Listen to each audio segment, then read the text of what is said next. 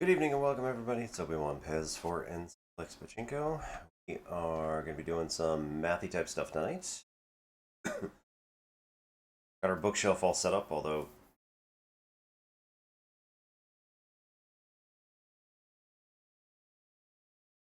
hmm.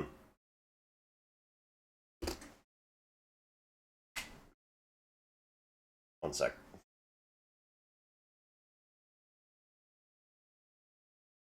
Oh, okay, that's level.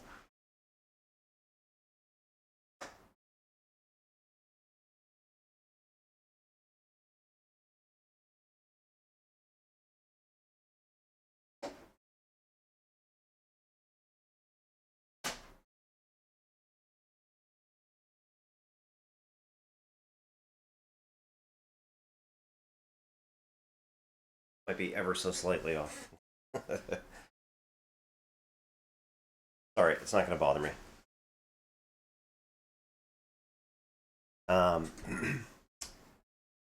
Heard Zach come in a bit earlier. Yeah, happy Wednesday.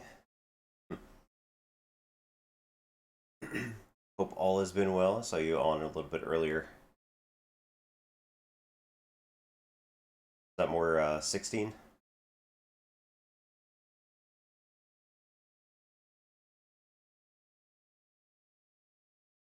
Right.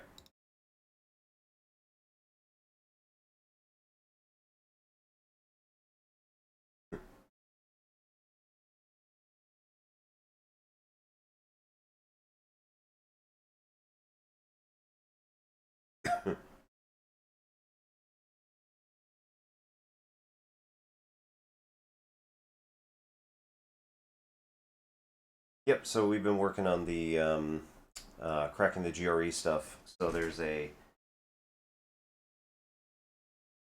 an exam at each of the sections, end of each of the sections. It's at least in this case, it's 50 questions long, and encompasses like all the basic stuff that you'd find in Calc 2 final exam.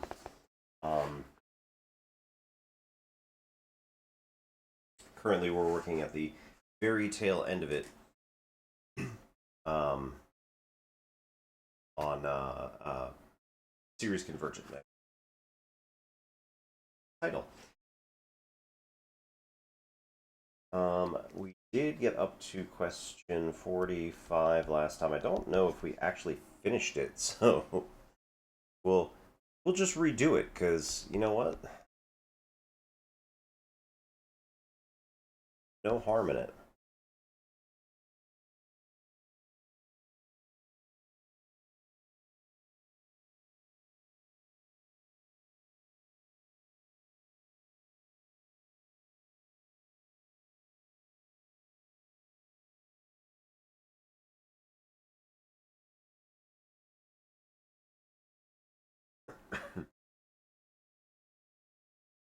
So if x is going to be somewhere between -1 and +1, then the infinite sum as k goes from 1 to infinity of k times x to the 2k is going to be equal to what? We did have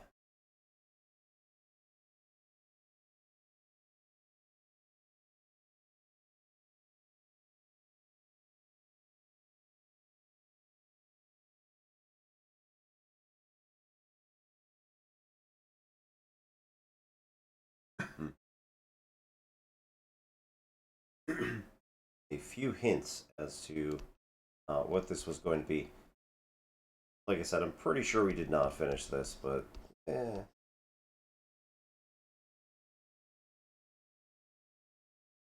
if we did, again, worth looking over real quick.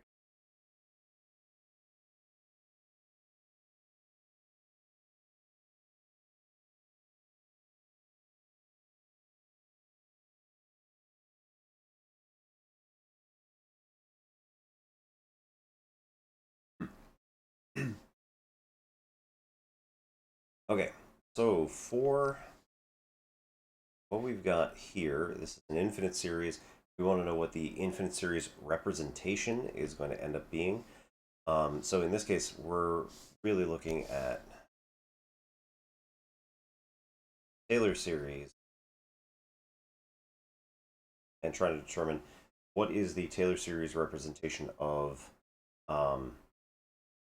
basically A through E.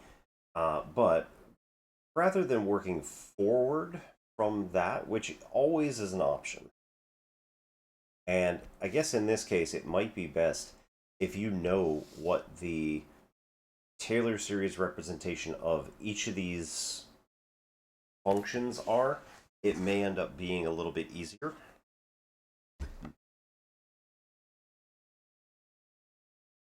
But also, if you know what the Taylor series representation of, like, what's going on over there is, that would be pretty nice too.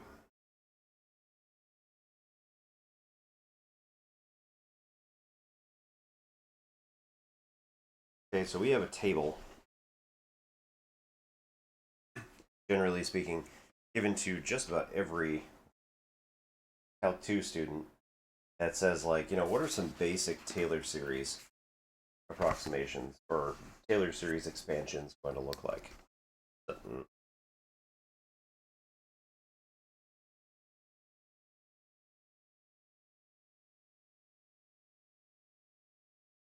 Okay, so 1 over 1 minus x is going to be 1 plus x squared plus etc. And that is going to be sum a goes from 0 to infinity.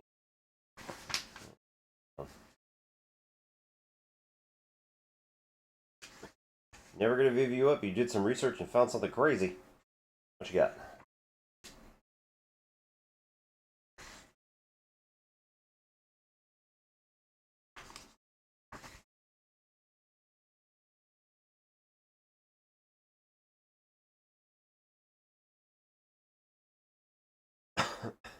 And 33% of people can do two-digit addition in America, which means 77% of people are unable to do it. I had a feeling something like that was coming.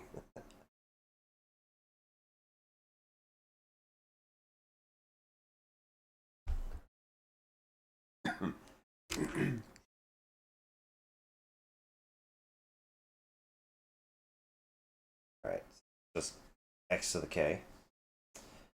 1 over 1 plus x is going to be equal to 1 minus x plus x squared minus x to the third plus dot dot dot, which is going to sum a goes from infinity of -1 the k plus 1 times x to the k. Nope, sorry, k.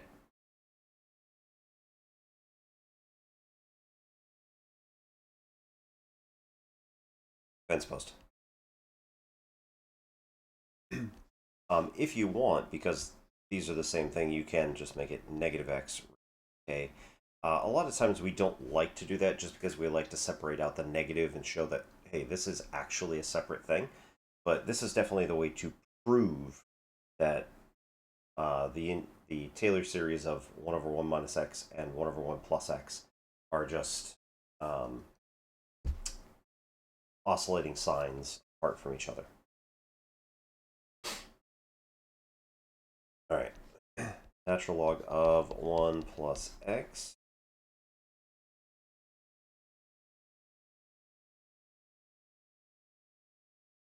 is x minus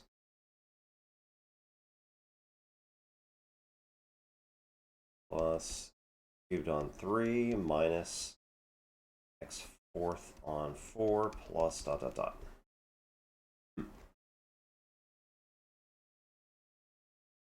Is k goes from 1 to infinity. Due to the fact that here, this is nice and easy, if you plug in k equals 0, then you end up just getting 0, so nothing actually. Oh, no. Never mind. Can't do k equals 0. I was looking at the wrong side of the equation. So it was, natural log of 1. That's not what that said.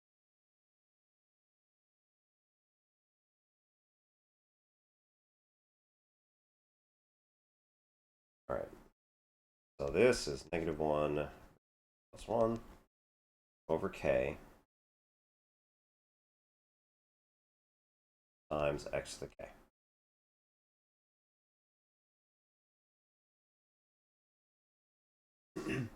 So one of the other things to note is that these specifically only work when x is between -1 and +1.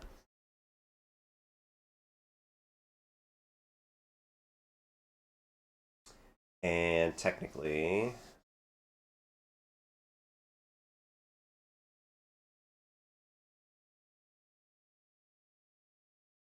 wait, what? Oh, that's, oh, come on, not this again.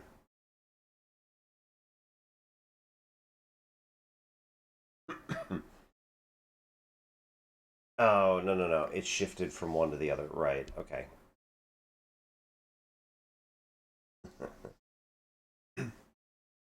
Right, technically you're allowed to use -1 here. You're allowed to use +1 here.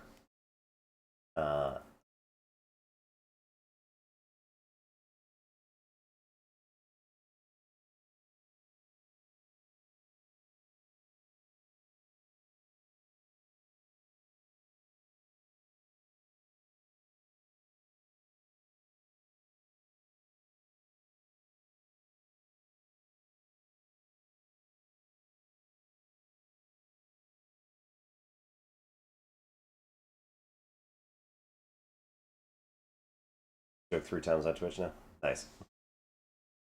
Okay, no. Sorry, I have to retract that.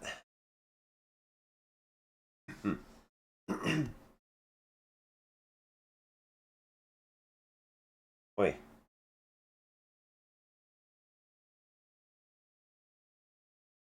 N's acting up.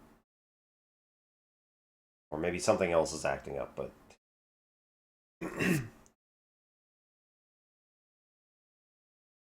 Yep. Right, so kind of the important thing to realize on this is you've got this 2k power, which none of these down here have. But if you've been using Taylor series for, a little bit of time, excuse me 1 second. Let me see if this is rivaling my speaking voice. Hang on. Ugh, I want to do.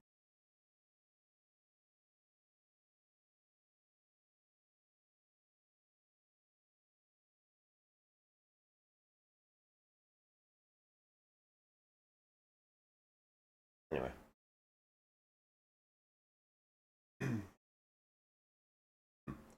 So that should do it. Yeah, looking better. It was really bad. I switched it to analog earlier, and I almost blew my ears out. Great. This has been on digital, and apparently, this is basically where it is, just maxed out. Can't hear half the stuff. Switched it to analog, and it was... Anyway.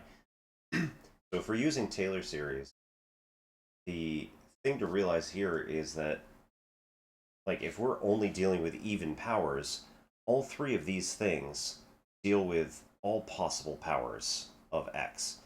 So we need to find a way to only include even powers. Well, that's going to mean that I want all of the x terms to now become x squared terms.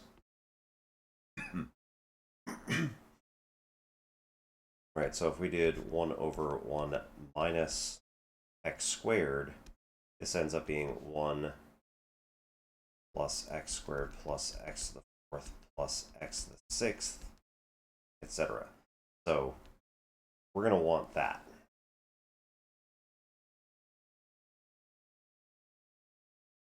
we're going to want that in some way, shape, or form in our examples. So that eliminates D and A.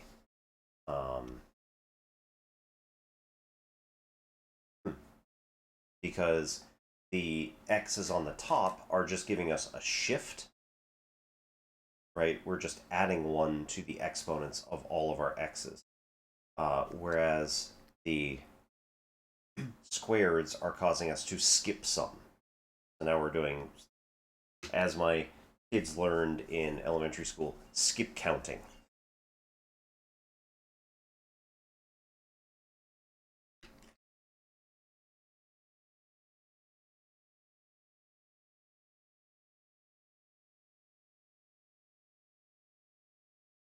Okay.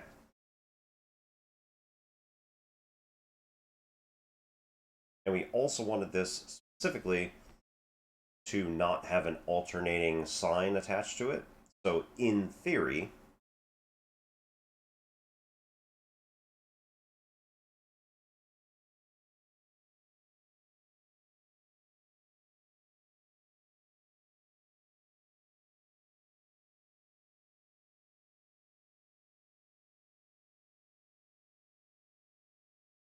right? In theory, that should mean that we want the first one. So it should be 1 minus x squared, as we see here. Okay. Then the question becomes, now what? So how do we get individual terms?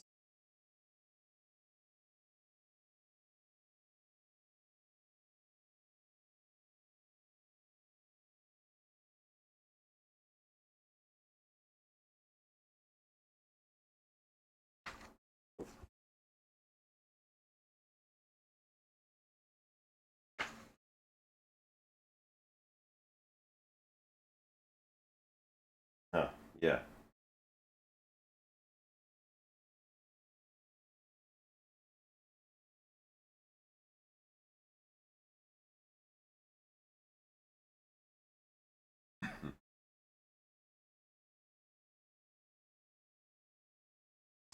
Order of operations. We're going to do this slightly out of order, but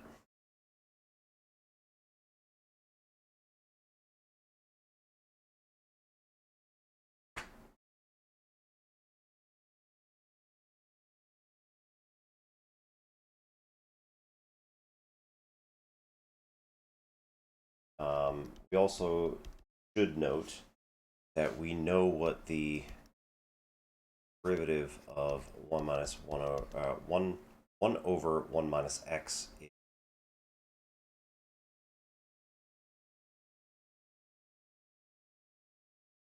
Right, this is 1 minus x raised to the negative first power, which when we take the derivative, we get the power rule, which drops the negative 1 and then turns it to negative 2 first.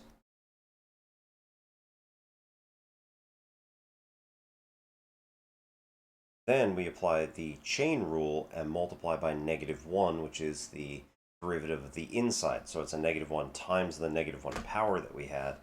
So we just get 1 over 1 minus x all squared. Okay. So that... really having a hard time with this pen today, and I don't know what the issue is. Could be the nub. Yeah. I haven't replaced this in a long time.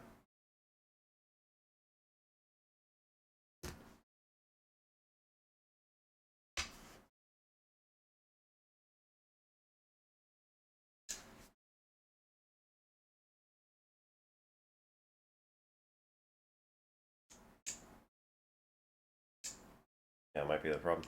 Can't even grab it.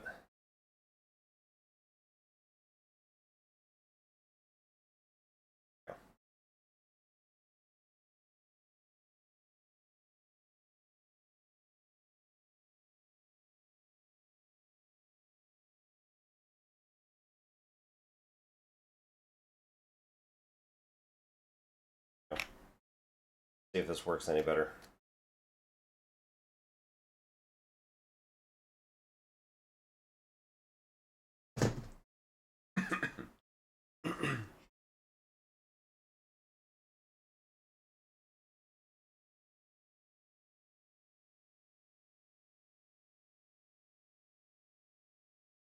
Okay. So we know that that's the derivative of the number that was up there. So, so we want the derivative of sequence. K goes from 0 to infinity of 1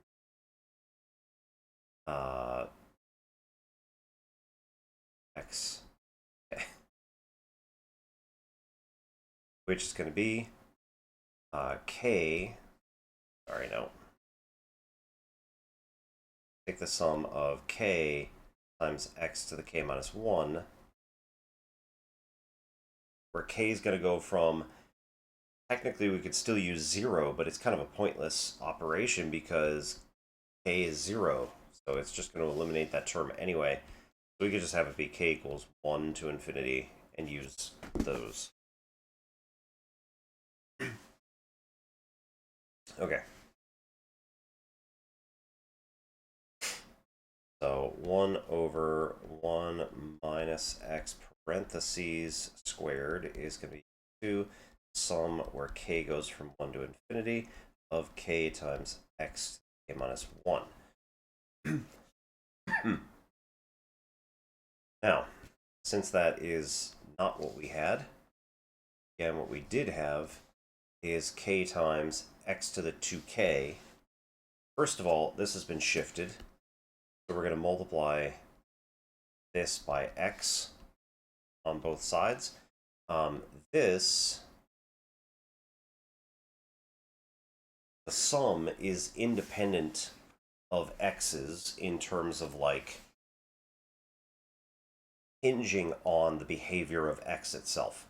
We could take some of those x's out and then knock them outside of the sum just fine. Or take them in this particular case. It doesn't change the overall answer as long as we, again, do it on the other side as well. You could also think of this as we're going to distribute an x to every single term in this series. That's perfectly fine. Right, so k times x to the k. And over here we've got x over 1 minus x squared. Then, again, this needs to be a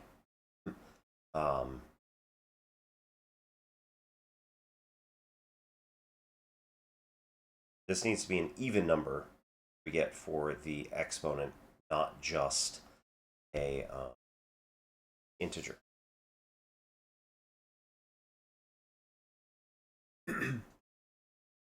So we once again take the interior portion here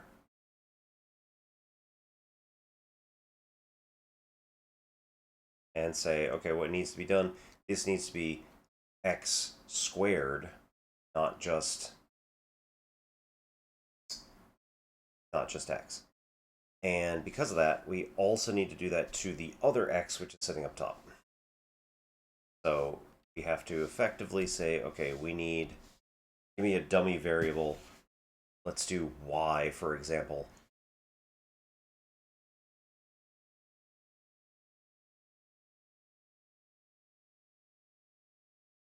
All right, so we get y squared over 1 minus y squared, all parentheses squared. All right, Zach. See you around. Thank you for lurking. And here we go from when k goes from 1 to infinity. Here, our x's are going to turn into y squareds. So we say that this is now k times y squared raised to the k.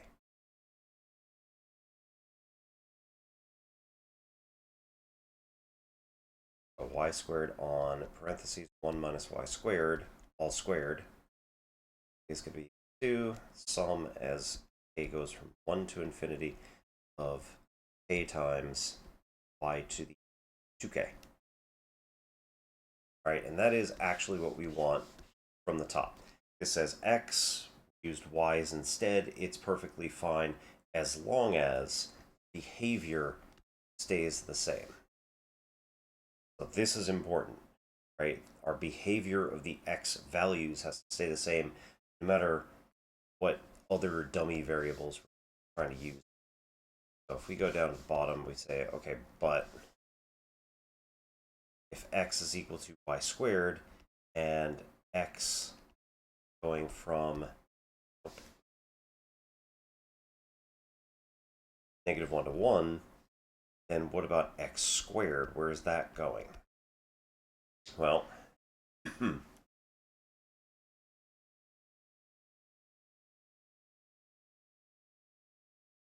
x squared is going to start at 0 in this particular case and go to 1. All of our 1 stuff ends up mapping to 1. All of our negative stuff, -1 stuff, also ends up mapping over to 1. And then 0 that we had in the middle is going to end up mapping over to this 0 here. That was acceptable to use as a particular value. 0 is in between -1 and +1. So we're allowed to do that.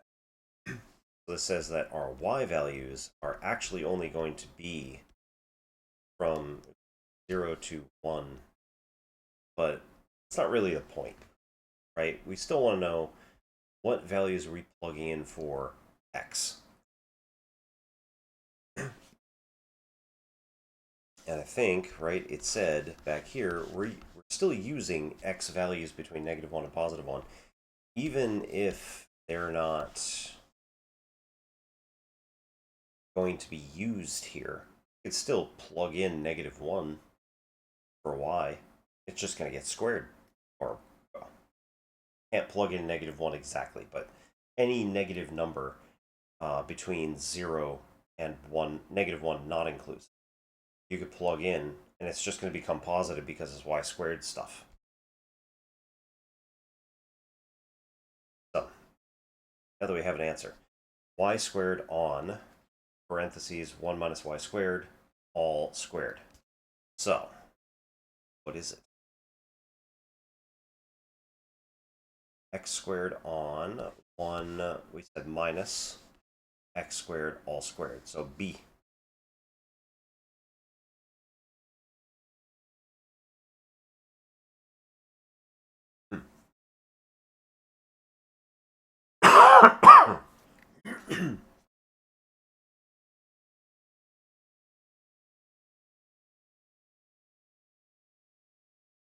All right.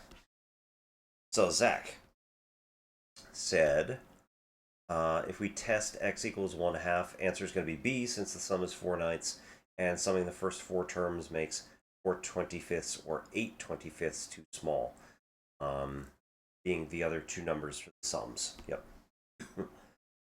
Right, and all these values end up being...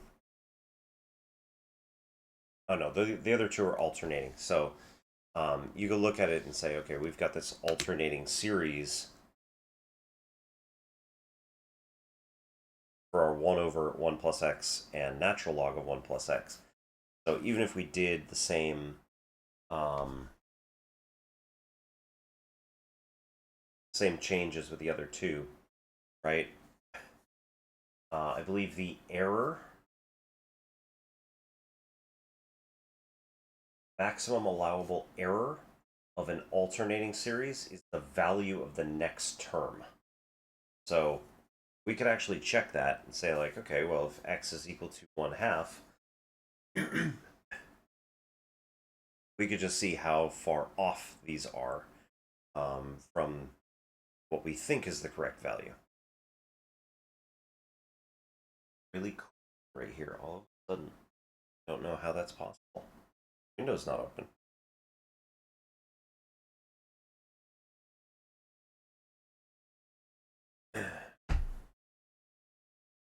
Oh, my kiddo number 1 had food tech today. Short. Quite wonderful. brought it home in tin from the like Scottish shortbread company.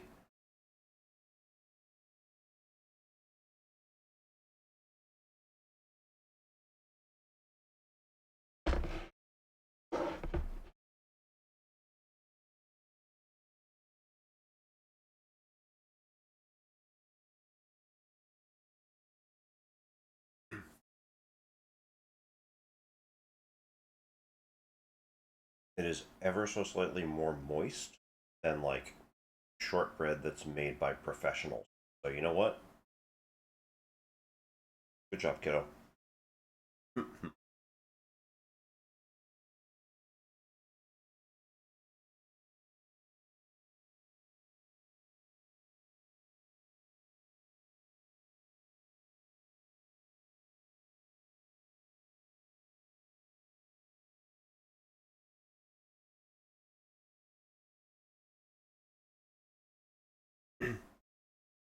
Right, an eighth divided by 1/2 squared is 1/4 is going to get us a half. B is going to be 1/4 divided by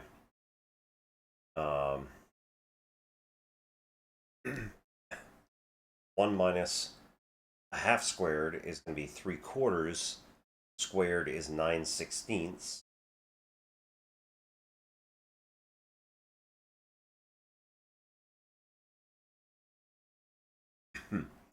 That's going to be 1636, or we take out the 4, and that's going to be 4 9s.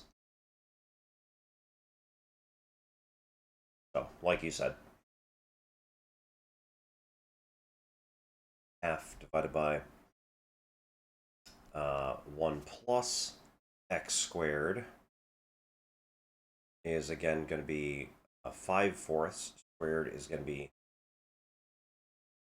25/16.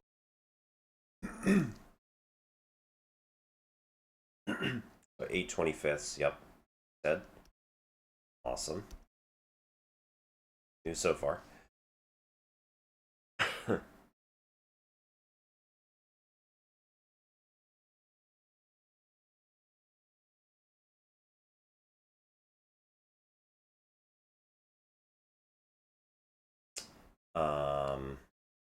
This is 1/8 divided by the bottom is same as A.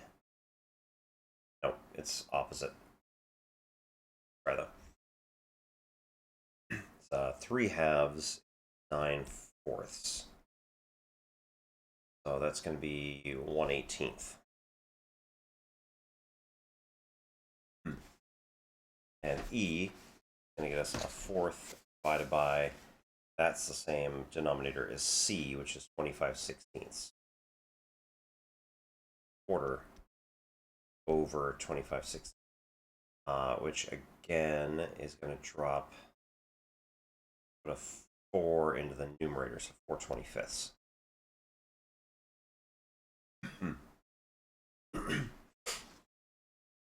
Right, so you could look at this, say, okay, we don't need to know what the whole Taylor series is actually going to get us. We just need like a partial sum and then figure out what the behavior of all of these things is.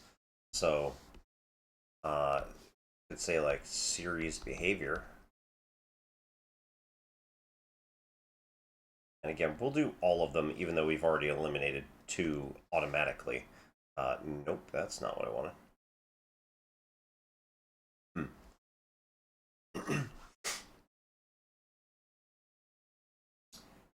So the first part is showing us that this should be monotonically increased.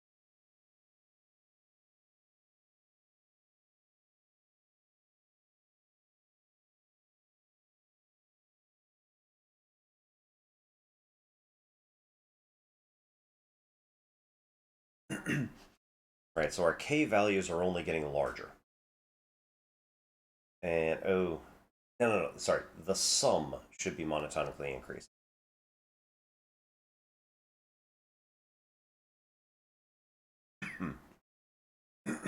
Unlike, for instance, this, right? If you've got this thing, then, well,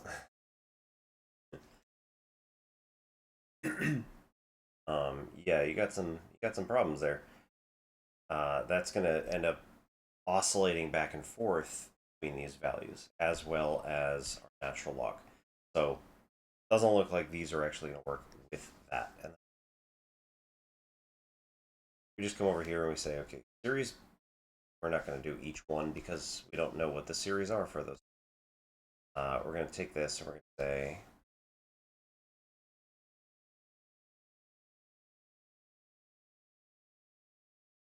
monotonically increasing total. In fact, not sponsored. And then we're going to go through this and say, okay, so what are first?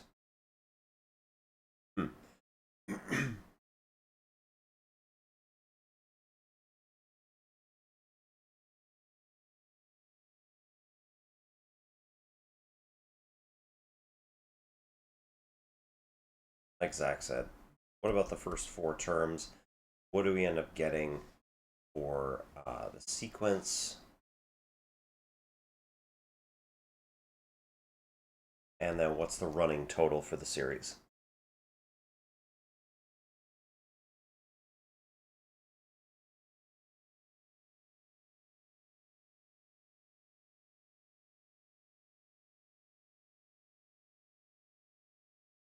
So for the sequence, our first term is just going to be x. The second term is, x equals a half. Sorry.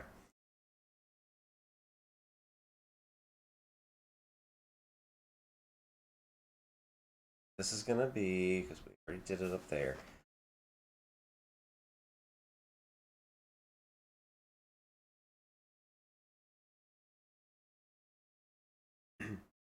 Okay, so this is a half. Our second one is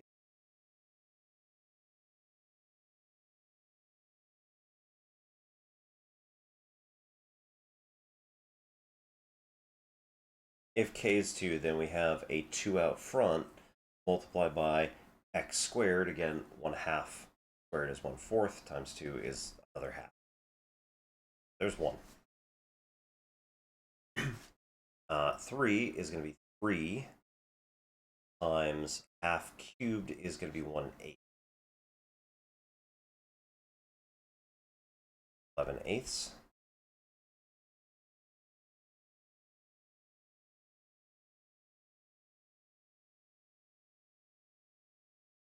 4 is then going to be 4 times 1/2 to the 4th power is 1/16. So this is 4 times 4/16 or 1/4. Which is 2/8, so 13/8.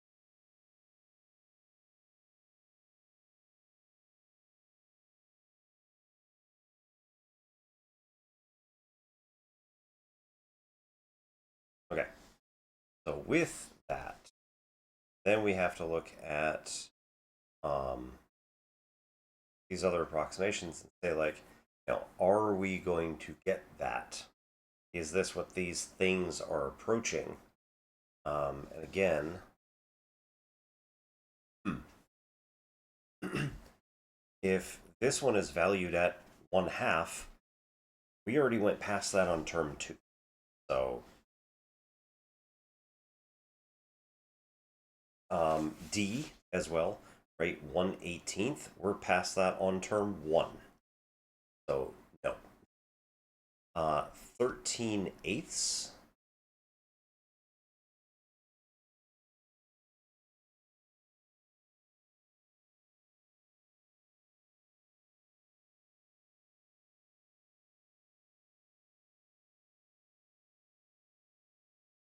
Yeah, did I somehow?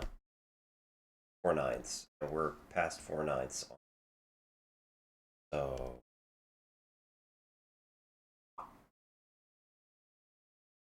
cool. Did I somehow screw this up? Hooray!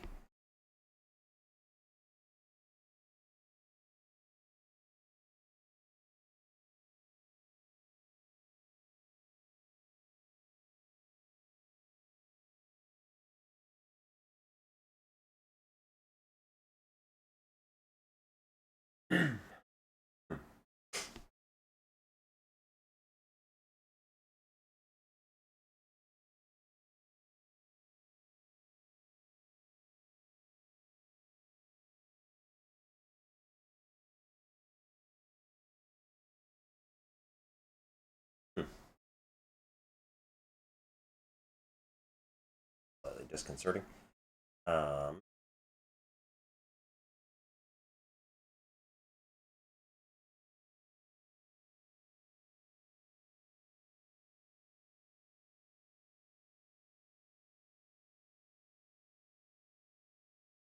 Should be that.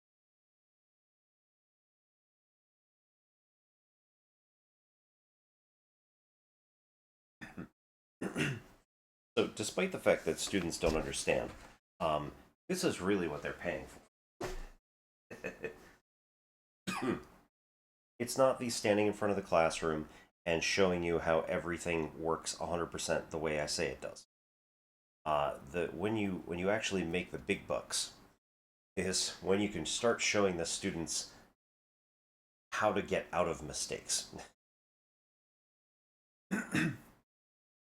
Now, in most of the modern stuff, we are trying to get away from like direct instruction, showing the how to do something, but rather giving them opportunities to make these mistakes themselves, and then discuss with each other about how to get out of it.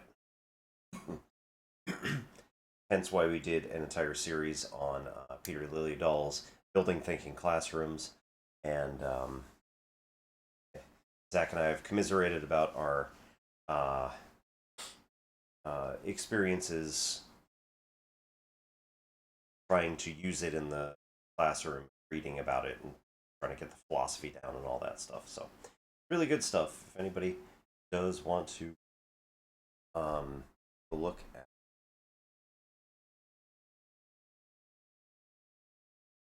I don't have it here anymore. It's just because. Oh no, there it is. I will say, as I did during the, not what I meant. Oh.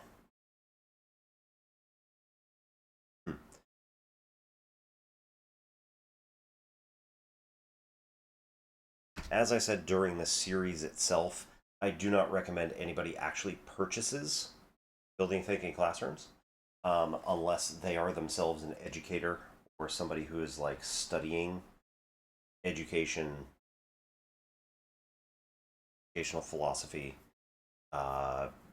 teaching methods of mathematics in particular, all that sort of stuff. You are, in fact, trying to become a math teacher, this would be a great read. Good Christmas present. 6 months off still. Whatever. 7 months off still. Some of you probably have a birthday coming up.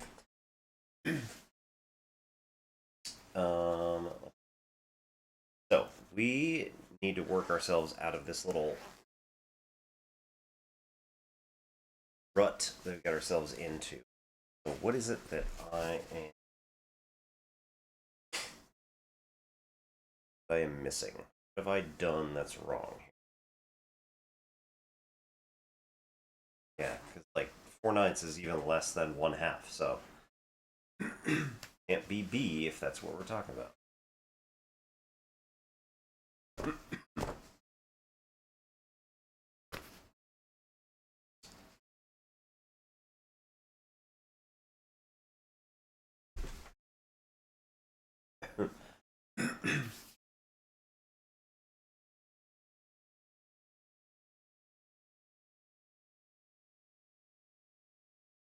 Sorry, I know how that looked.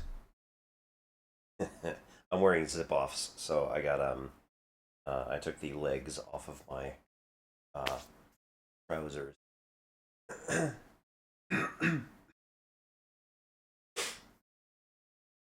It is short season, at least in my office.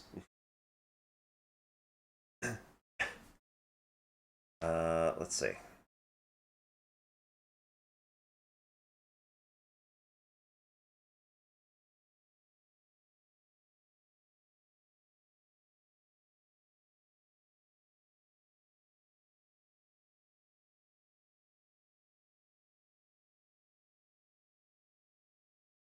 I mean, do we need?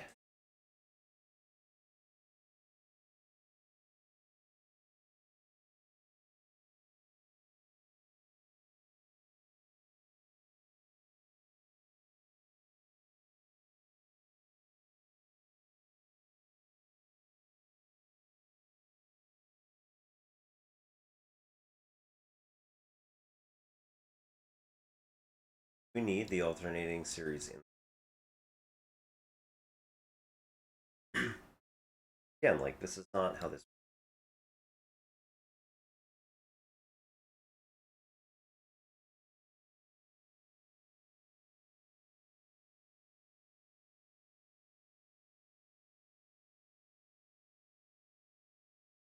We'd still have an alternating term on it. No matter what we do with those, it's always going to be an alternating term. It has to be 1 minus x that we're using as the base.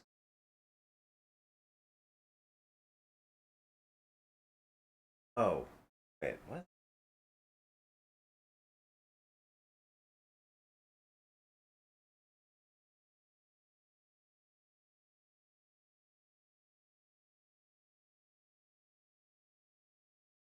Negative and another negative.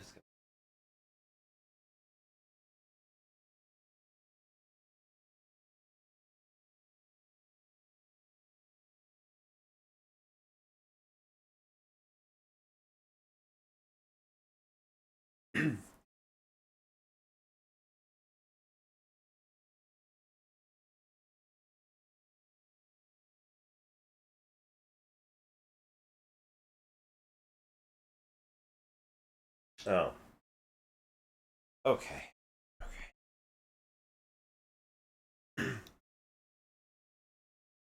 Boy.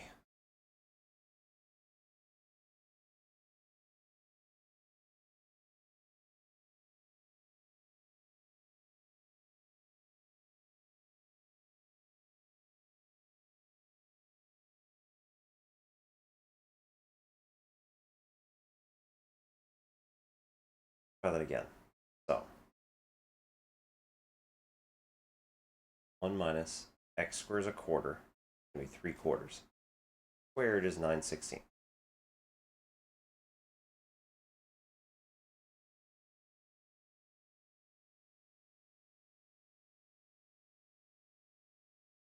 Still going to give us 4/9.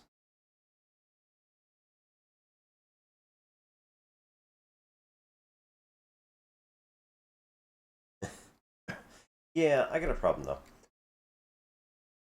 The series total ends up being a half on term 1 and 1 on term 2 and bigger than 1 on term 3, etc. It's monotonically increasing as a total, but we just got 4/9, which is less than a half.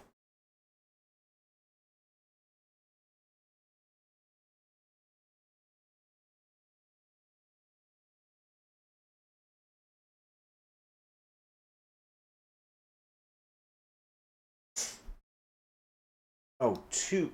That's why. Hey, guess what I forgot? Hey.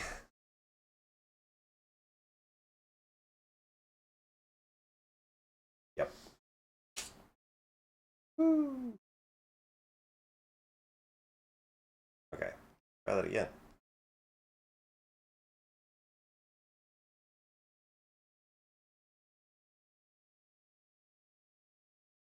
All right, so the sequence term is going to be 1 times x to the second power. This is going to be 1/4, right?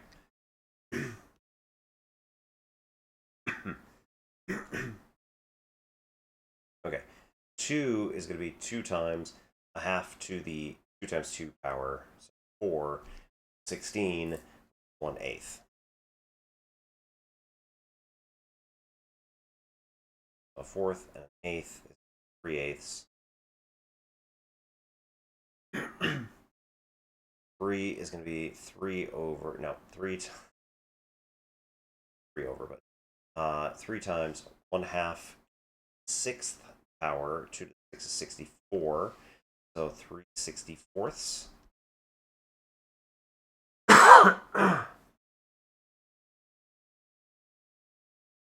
It's going to be 24/27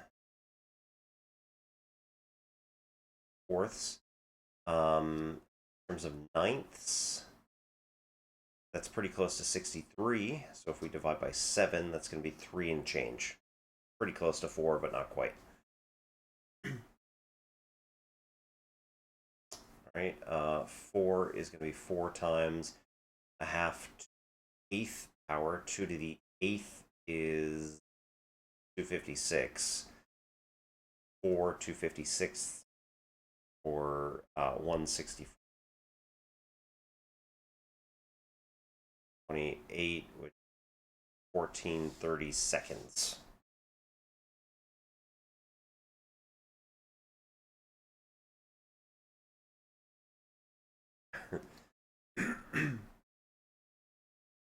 Yeah. I was just worried because, again, I was getting a different number there in terms of, yeah. Again, I hadn't put the 2 in there, so that was the problem.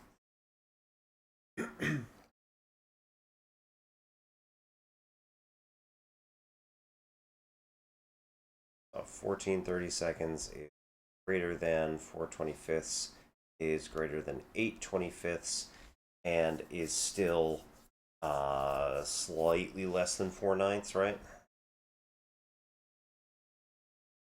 We know that. And it's still less than 1/2, but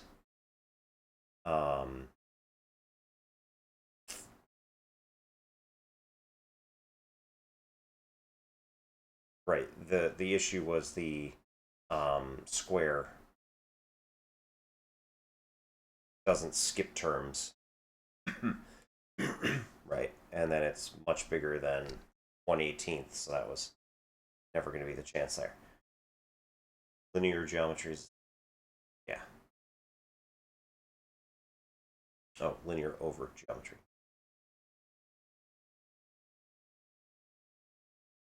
Right up. So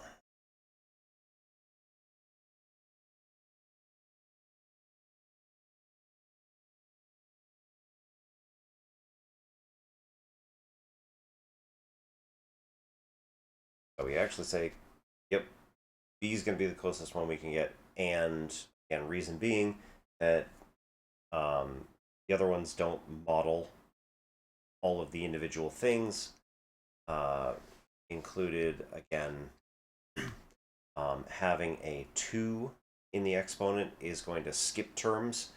So just having an x, 1 plus x or 1 minus x, isn't going to cut it. And having the 1 plus x term all squared is also not going to cut it, because we're still going to have those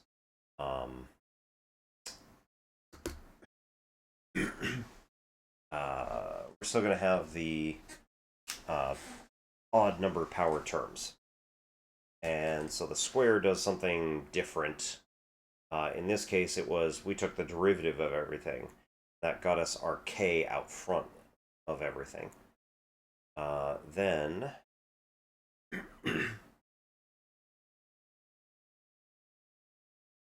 said that also we're not going to be able to catch my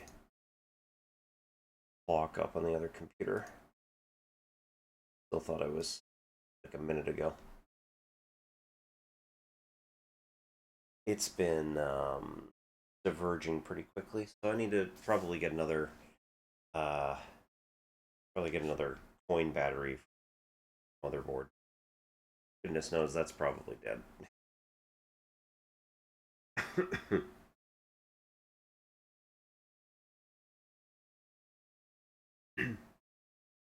Okay, then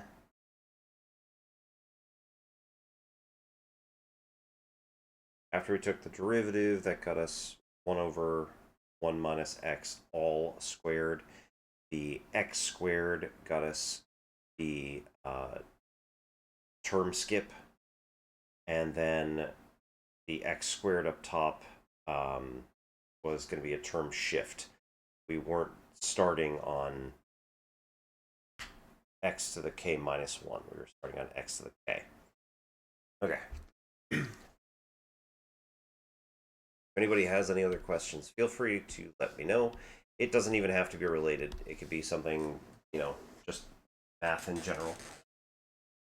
Something you've been working on or what have you. Anything at all, let me know.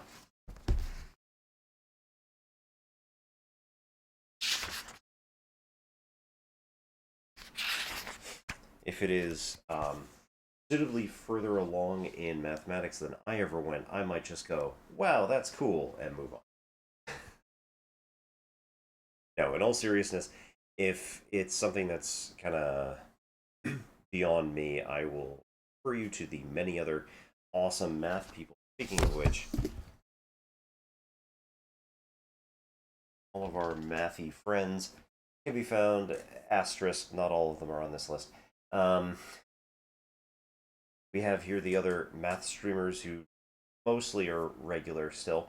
We have Slim from the Academy of Useless Ideas, Dr. Gold from Actual Education, Don Factorial, E.N. Stuckey, Zach from E to the 2i Pi, who is here, Meriwether Remark, Penn Center, Phobos Dream, Physics and Depression, Talos Teaches, and the Tutor Wizard.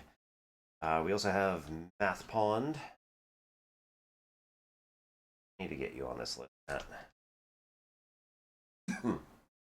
Who is one of our other mathy friends. And we have, oh yeah, and I've got to transfer all of this stuff off of Stream Elements because Stream Elements is going away soon, by the way. And we have our study buddies, who are people who are also working on the subject themselves. Sometimes they're doing a bit of research, other times they're just learning stuff for the first time, and they want to share their pain, love of the subject with everyone else. So we have Rendeo, Math Spellbook, Fizzbuzz, Suna Ao, Walking Stick Library, and Damie is currently also streaming.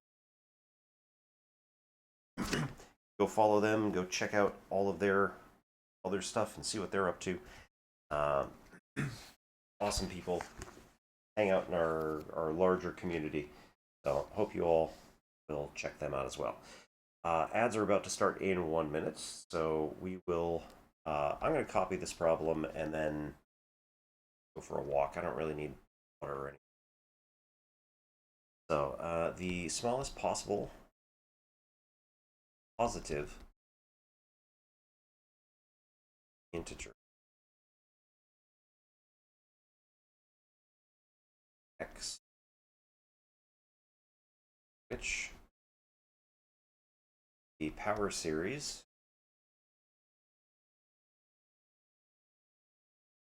every time.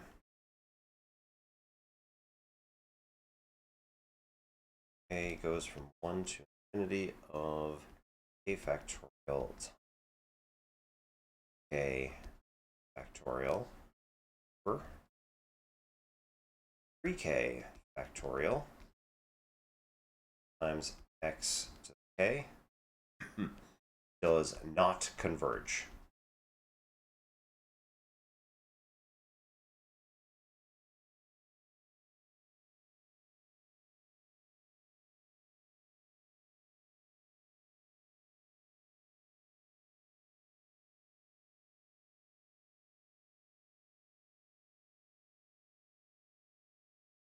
All right, see you all in 3 minutes.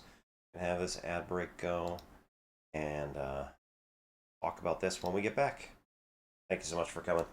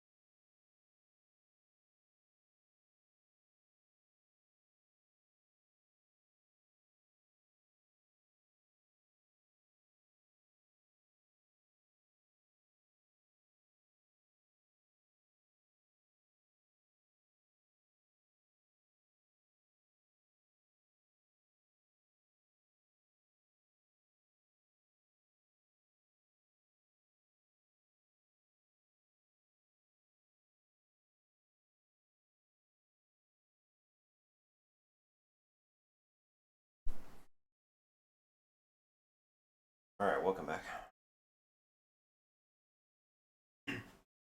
I'm doing stretching while being karate chonku stance, more aggressive, somewhere like 70-30, a bit larger than shoulder width on the back of your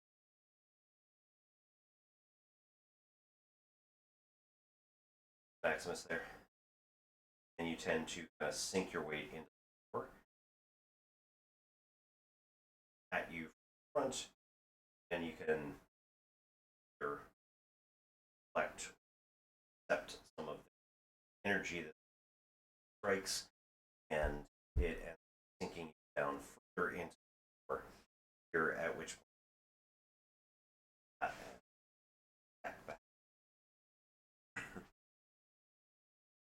All right.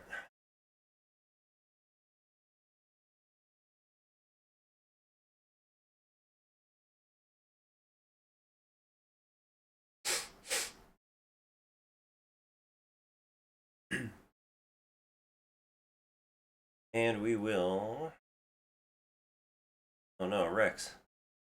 I missed your hydrate yesterday. Oops. Alright, I had water.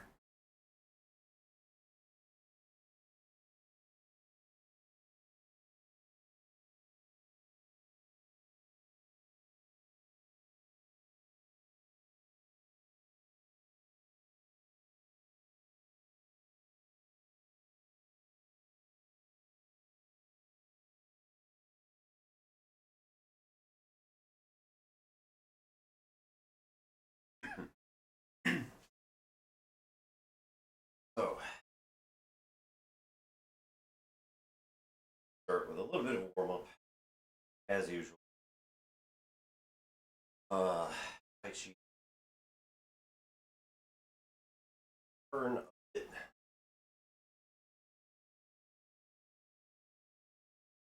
Relax.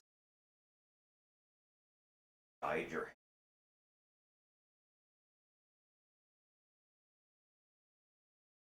trunk rotation. This also press back line. Doing it as a cool down, but if you're doing a trunk rotation like this, throwing your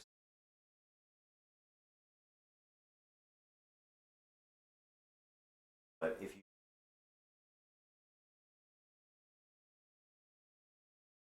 like kids on a swing, let them come real close to your body and burning.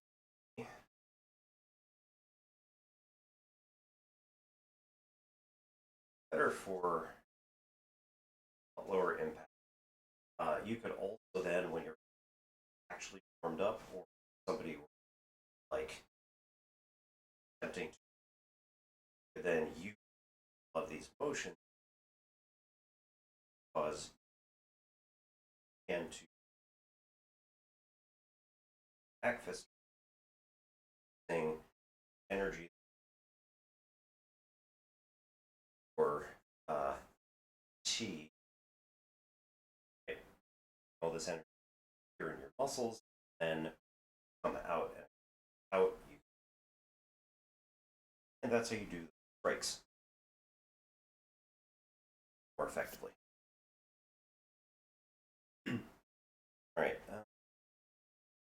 back and forth.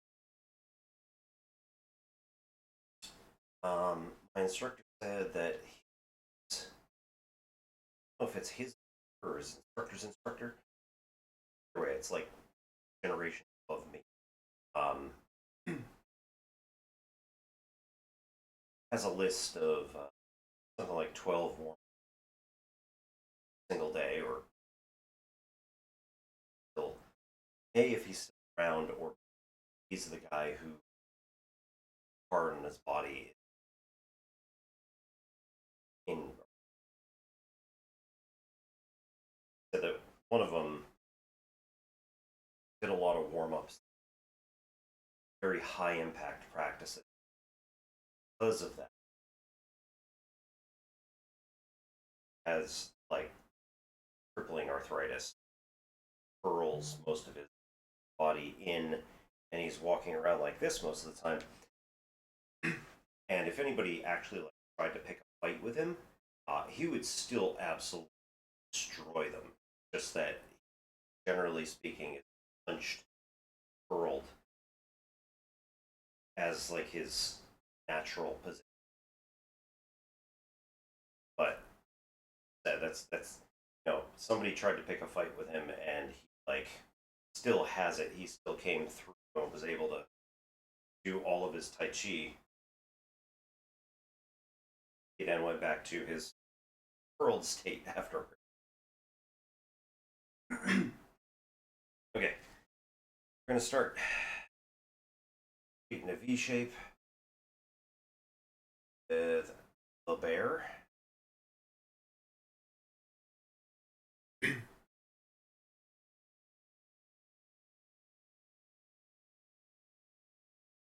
Tuck into the final crease left here and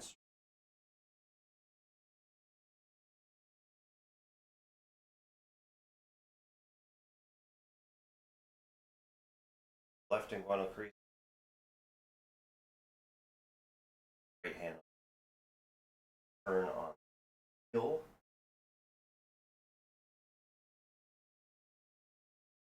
pretty much all weight,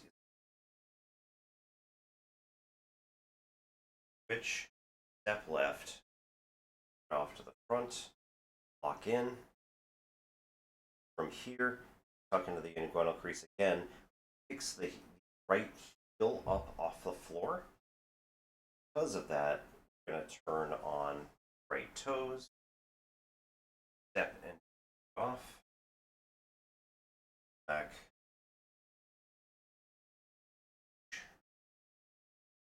around to the front, single whip,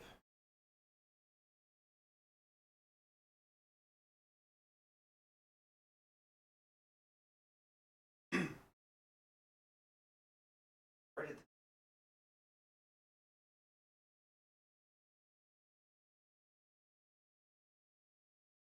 oh my goodness.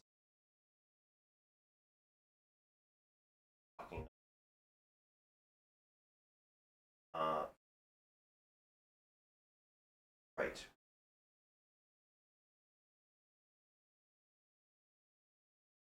Shoulder strike. Back foot. Tuck into the right front hip. And weight crane. Tuck in.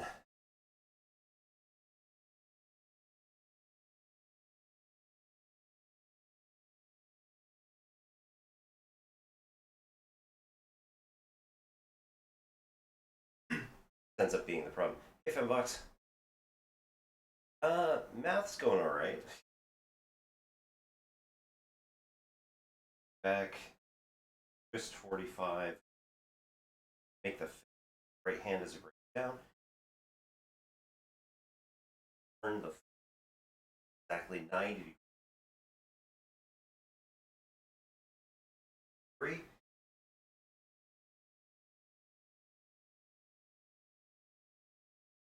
What do we do?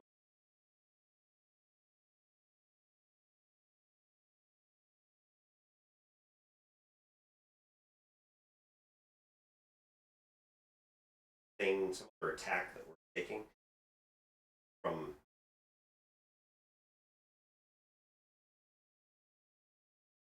round, block some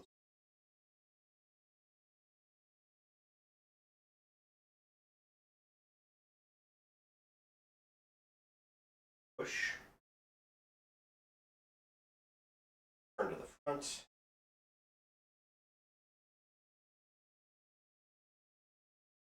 mostly,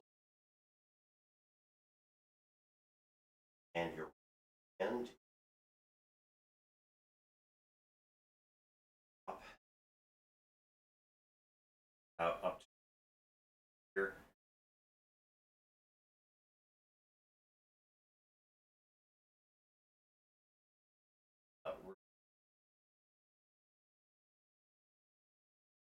back of the as we back foot going to automatically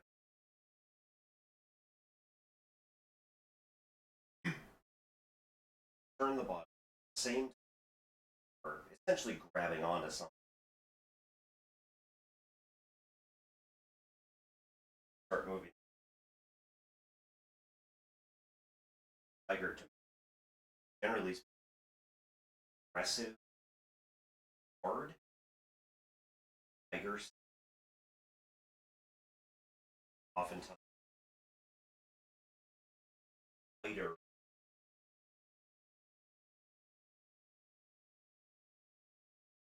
less aggressive, able to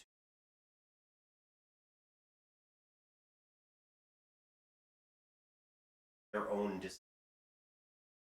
So taking it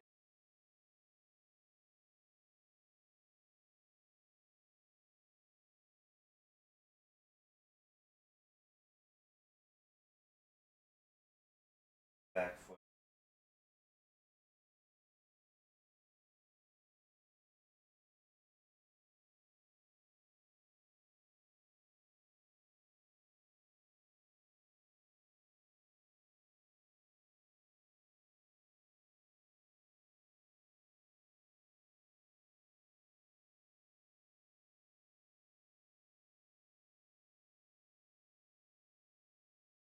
Snaps.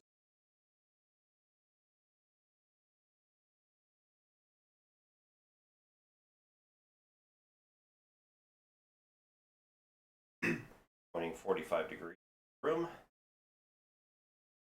Now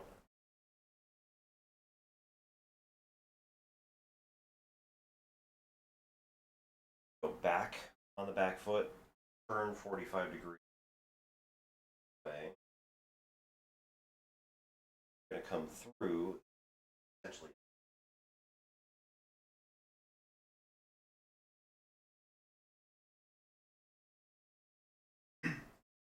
grab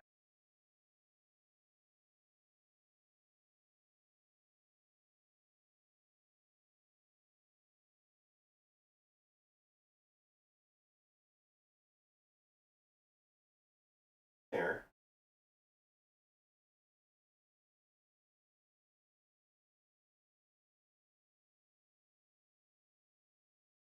One.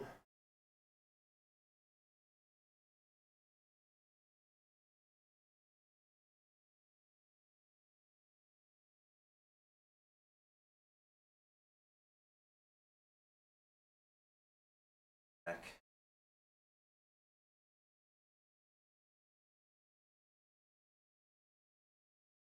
I'm going to put out, right hand.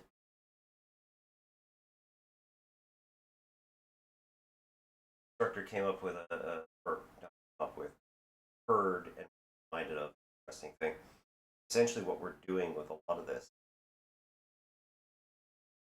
we want to find a point of contact, tips of our fingers, and then come down. Essentially we're coming in down onto now a line of contact with the side of our hand. Then we plane. Put a lot more energy. Interesting concept. I haven't really done anything. Look into the make this here. Right foot, step left, come through cloud hands.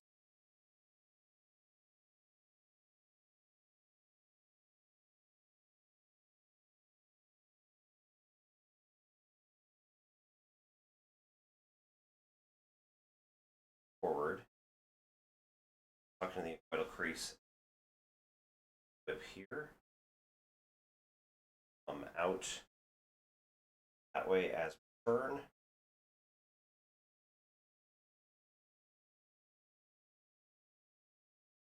Drop. Turn sideways, grab person Achilles here, and then when you stand up, out,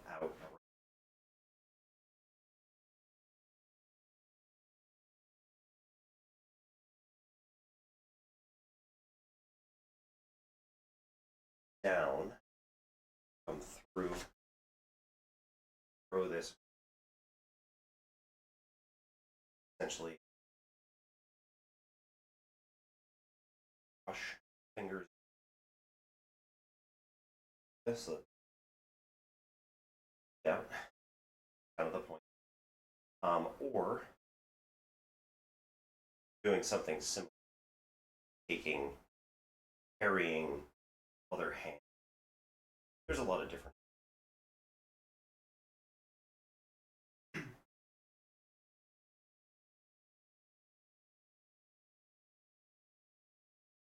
Like the news.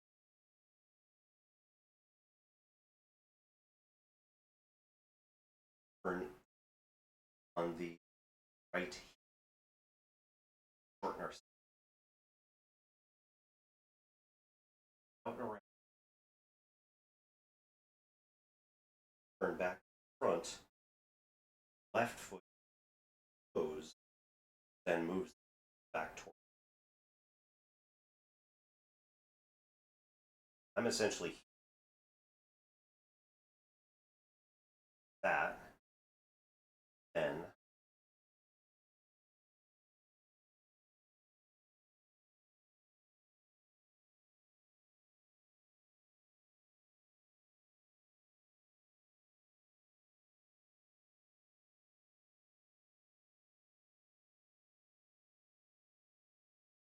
double block.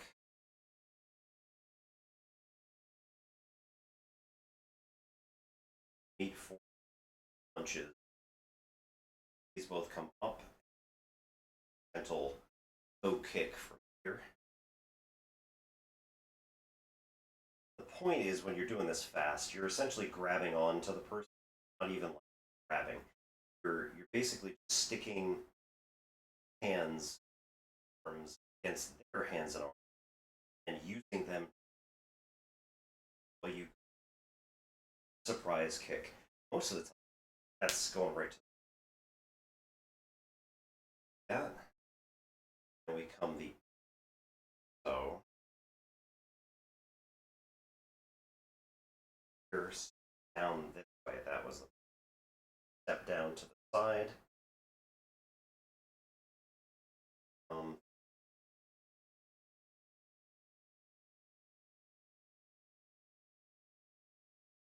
Ooh.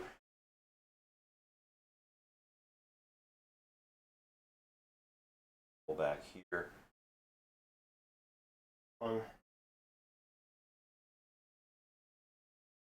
And instead of coming down straight,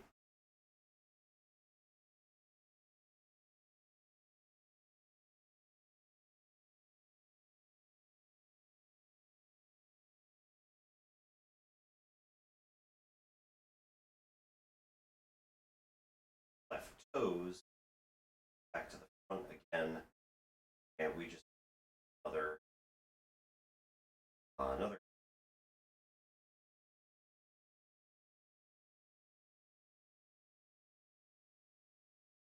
cross hand, and we do it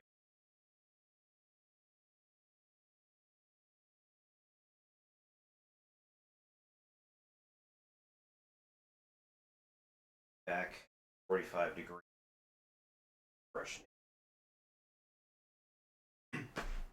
It goes from there. There's more, but I don't know.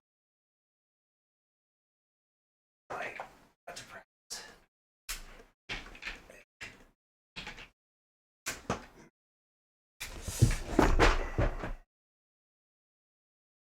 Ow.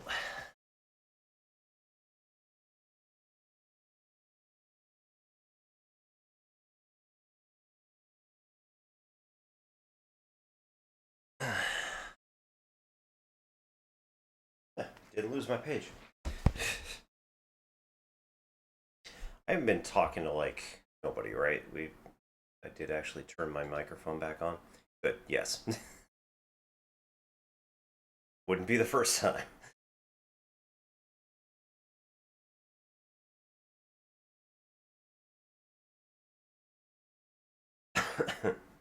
Thanks, Megalord. That was, in fact, good form, which is a, you know, redeem for martial arts of some kind or another. I'm doing Tai Chi. I've been doing it for the last year. This is not your old people in the park Tai Chi. Generally speaking, that kind of Tai Chi is effective for like keeping limber and stuff like that, but not very effective in terms of self-defense. Some of you might be shocked by that.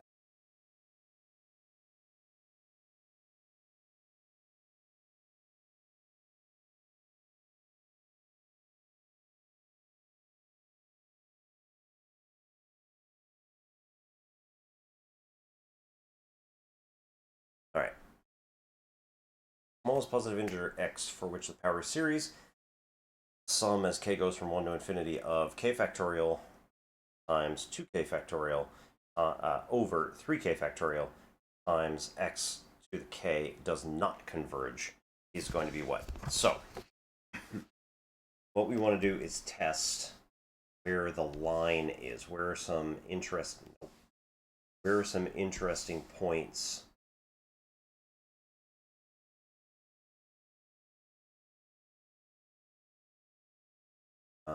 for these things? So,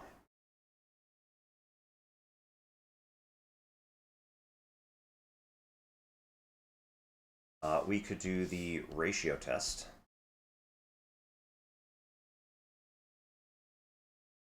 Take the absolute value of a sub k divided by, a sub k plus 1 divided by a sub k.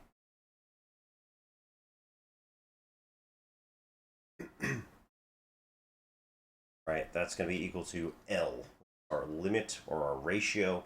You want to have it be capital R, that's fine too. It's just standard notation L. Oh, I'm sorry. Yes, it's supposed to be limited.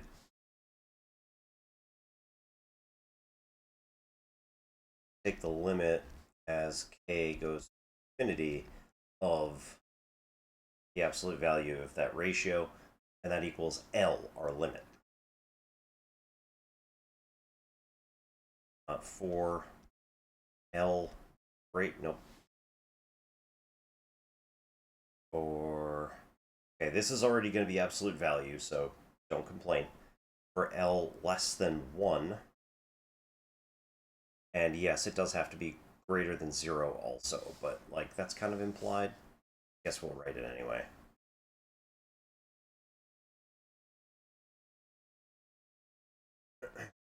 For L being between 0 and 1,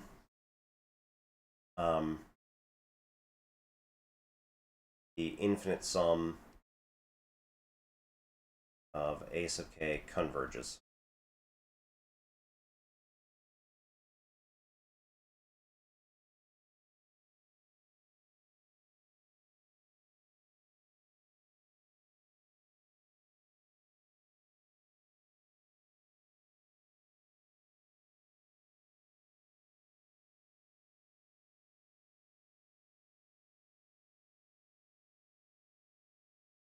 It's greater than 1, it diverges. If it is 1,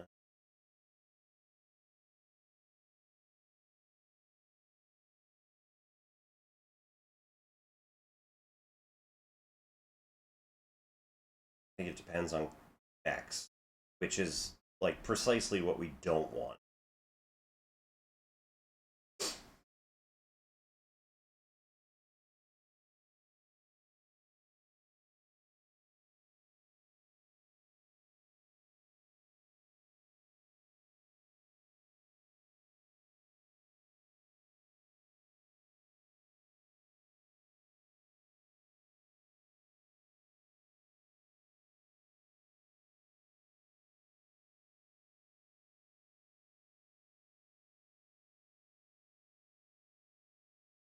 No, what? That's still valid about that.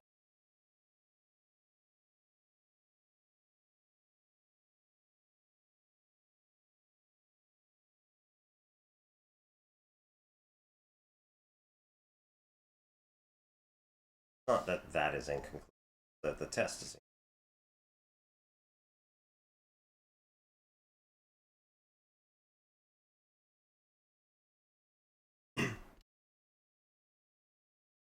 Again, in this particular case, if L is going to be 1, it's going to depend on the value of X. Which means that this is not going to have one particular behavior.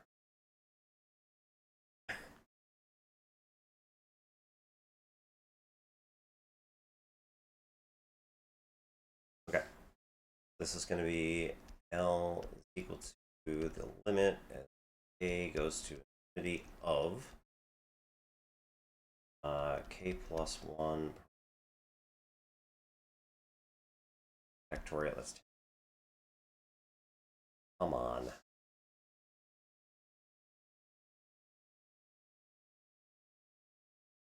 Okay, times 2 times quantity K plus 1 and factorial over parentheses 3 parentheses K plus 1 and factorial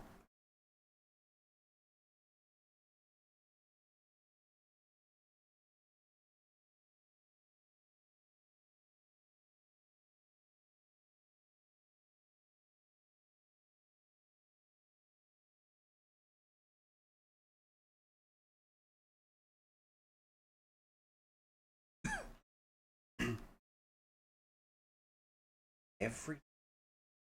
I don't understand what the issue is.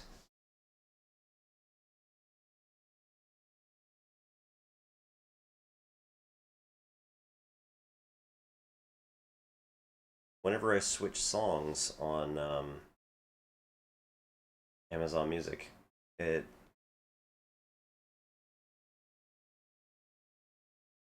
yes, right. Thank you. How you doing, Zone Ranger?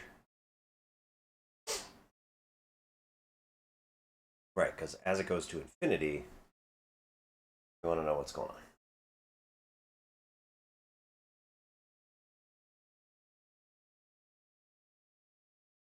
Is it the other way around? K over a sub k plus 1? No, because we want the right. We want the further one to be smaller as we keep going. Yeah, we're good. Never mind.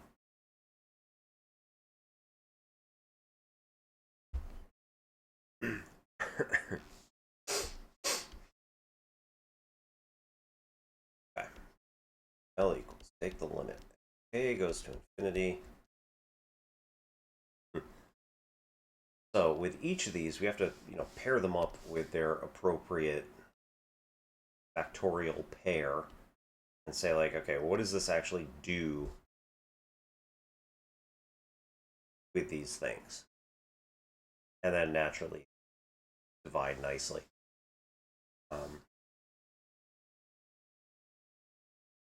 So k plus 1 factorial is 1 times 2 times 3 all the way up to k times k plus 1. K factorial in the denominator is k times k minus 1 times k minus 2 all the way down to 3 times 2 times 1.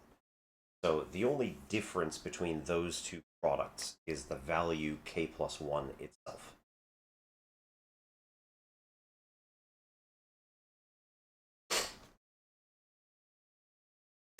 Now on the 2 times parentheses k plus 1 versus 2 times k factorial, right? This is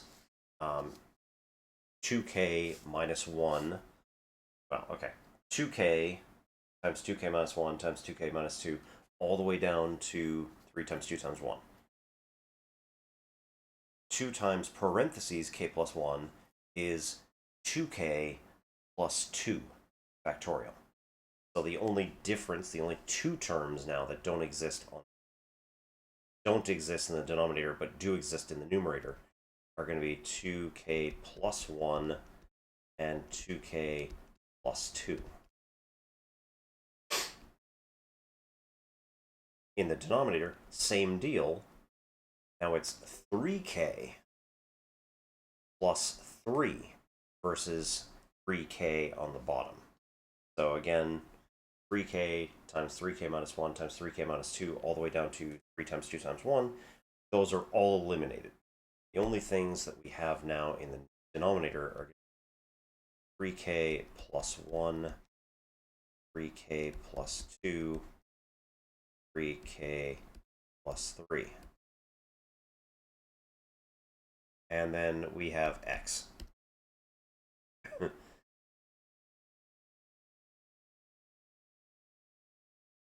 Most of the time for power series, we kind of ignore x because this should be independent of our x values. So it should have this particular behavior literally everywhere.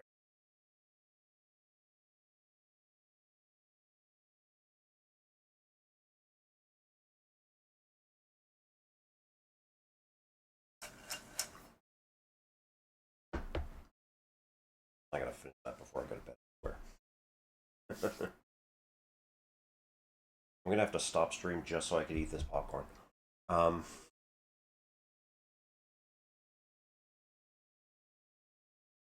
popped it earlier. This is the first time I've done it with coconut oil. Whoa, excellent. It's very plain popcorn. Like there's no taste to it almost at all. And I've been doing it with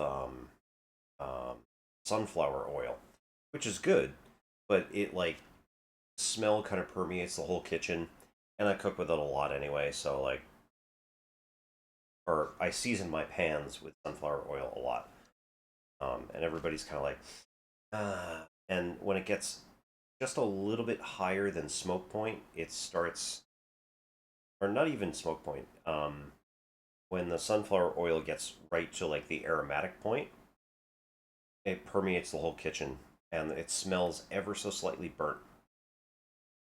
It's not, but it smells just ever so slightly like it. Kind of like, I don't know how much I like that. But coconut oil, like, perfect. Other people use also avocado oil, another good one. But when you pop popcorn, you have to use an oil with a very high smoke point so you don't burn it. So I stuck the coconut oil in there, and when it got up to temperature, throw in about, it's like a quarter cup of kernels. I went about 3/16, give or take, and threw in some salt afterward. So it smells and tastes pretty much perfect for me.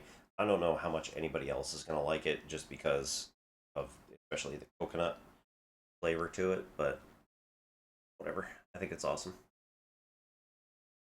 Okay, so like I said, we want this to be independent of x.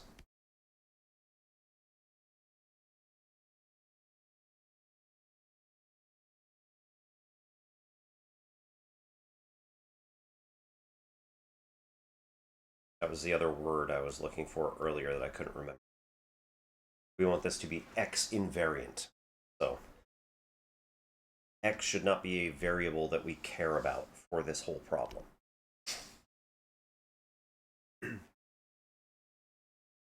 So this becomes a pre-calc problem. We've done this in pre-calculus. Right? The top term is going to end up being k cubed up top and k cubed down bottom.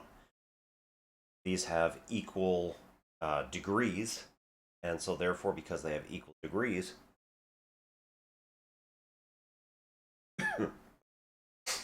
the convergence of this will be the product of the stuff on top divided by the product of the stuff on the product of the highest coefficient on top, the product of the highest coefficient on the bottom. So L is going to be equal to the limit as k goes to infinity. Because k is going to infinity, the limit will be equal to 4k cubed over 27k cubed times x.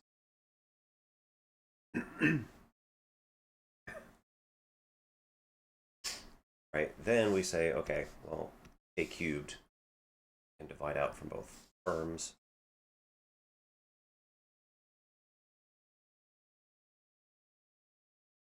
And now we have no more k's. So our L is going to be 4/27 times the value of x. So in this particular case, our limit is not going to be x invariant. It is going to very much depend on value of x. So what do? Well, we look at it, we say, okay.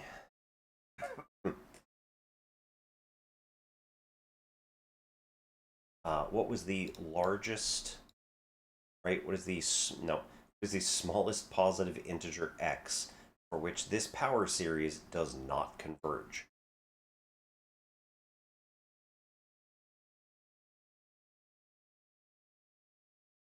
So this will not converge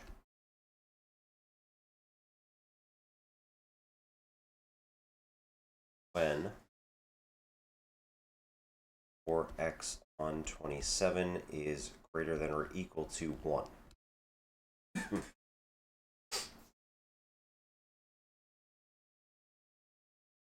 Right, if it is equal to 1, then every term we keep adding on is going to effectively be just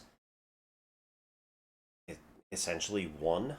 We're adding an infinite number of, or no, sorry, that's a ratio.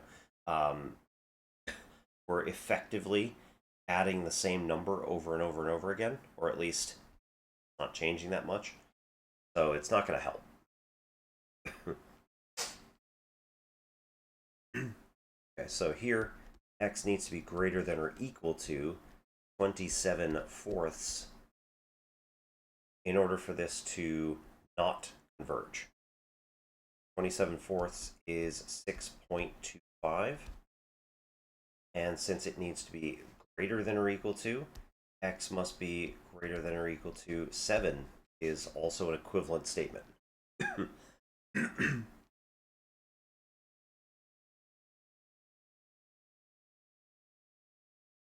Right, since x was purported to be in the list of positive integers only, or at least that's our solution set, right?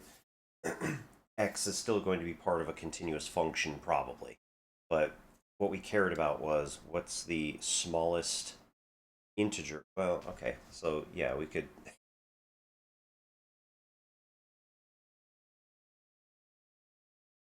we could go like this. Say, give me the ceiling of this particular number.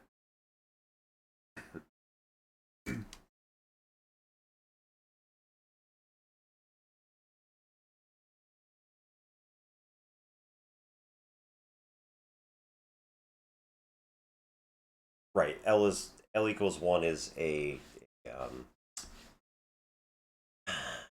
inconclusive.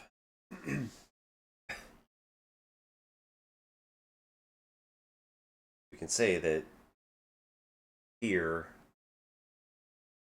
C is 7 is going to at least, or sorry, C, X is 7 is going to give us a problem. I suppose it's not guaranteed not to converge, but again, the values decrease slow enough that we're effectively adding the same number, probably, an infinite number of times. And that's not really going to work for us.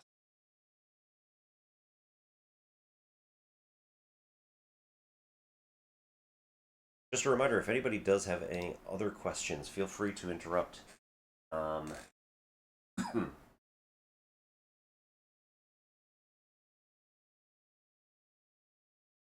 I'll discuss anything else that you might want to talk about.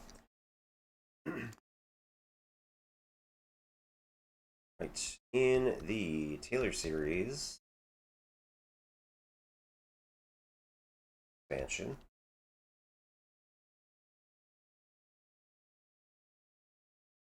of f of x is equal to e to the x squared minus x. Doesn't really work for me. Let's move. There we go. What is the coefficient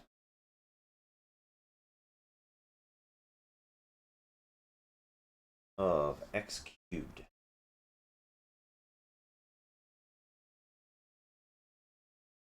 Okay. So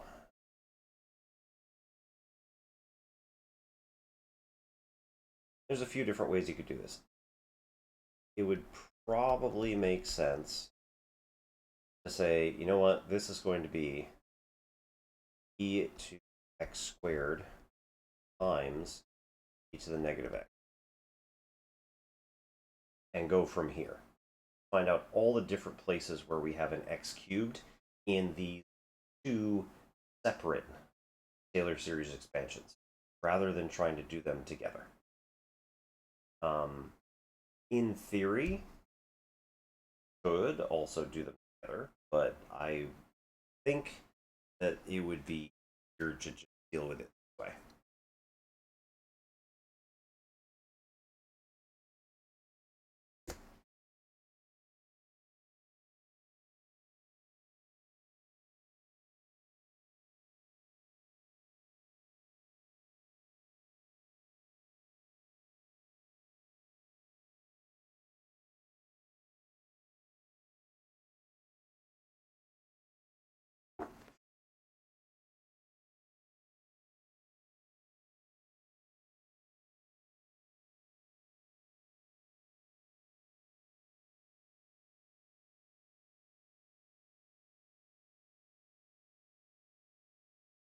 Zero. Okay. 1 over k factorial times x to the k.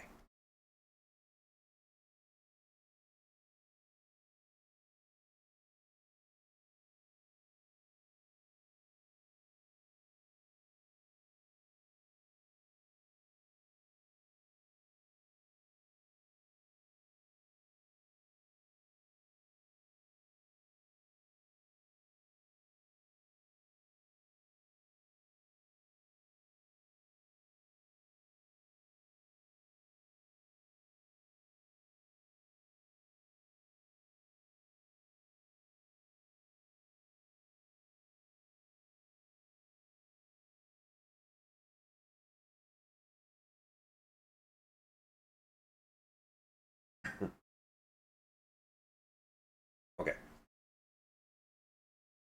These are our two series expansions that we're going to care about.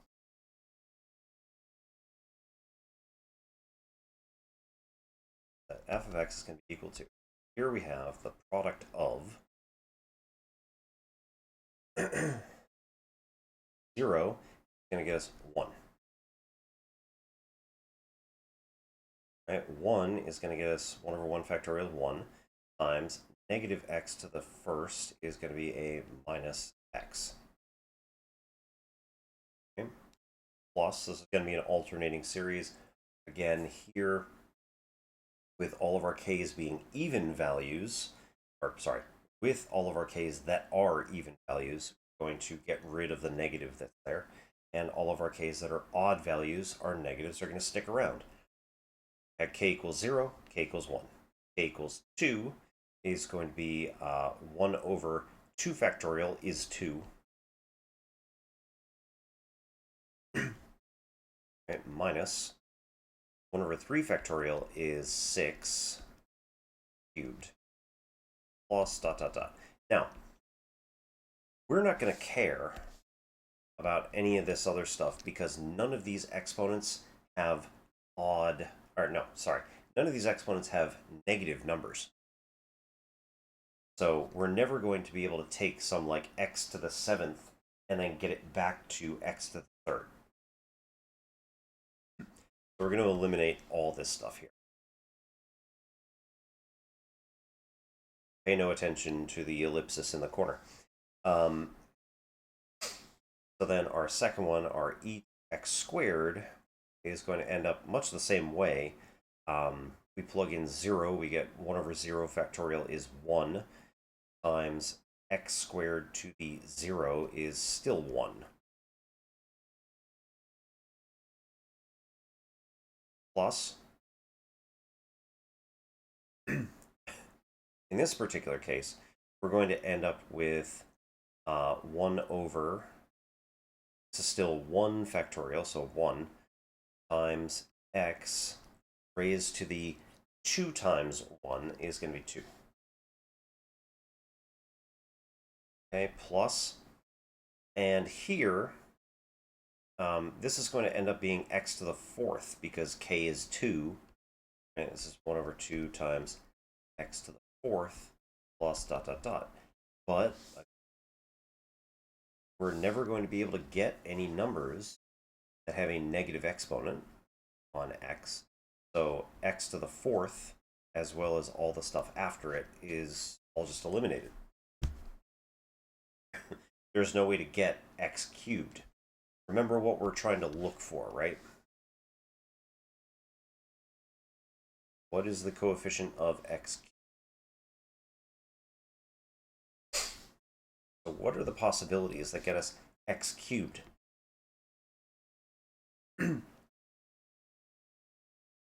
Well, the 1 from over here is x to the 0, so we need an x cubed on the other one.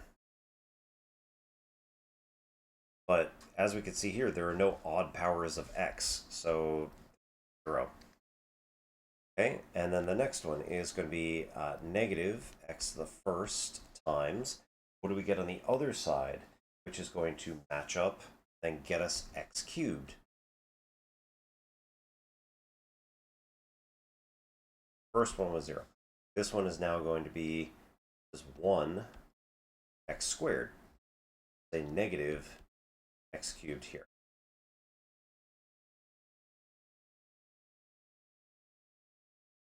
Similarly, a half times x squared times what times, or times what, is going to get us an x cubed term. Again, this is going to have to be x to the 1st, but we don't have any x to the 1st. 0 there, which means it's going to be another 0 x cubed. Right, and then negative 1/6 x cubed multiplied by, this has to be x to the 0. We do have one of them, literally. This is a negative 1/6 x cubed. So what do we have? Well, it's that one there and that one there, and it. The others are 0. This is going to be a negative 1 minus 1/6 is negative 7/6 x cubed. All right, now question. One of our possible answers. It's looking good. Just having glanced at it.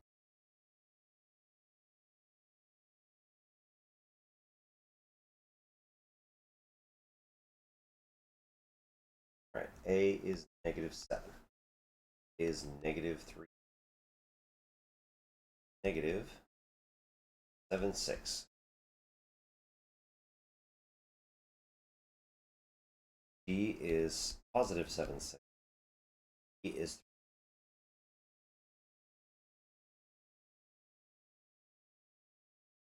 negative 7/6 cubed is answer C.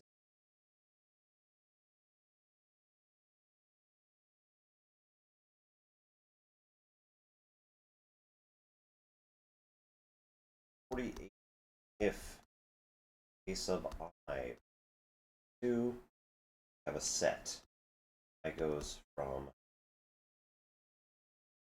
4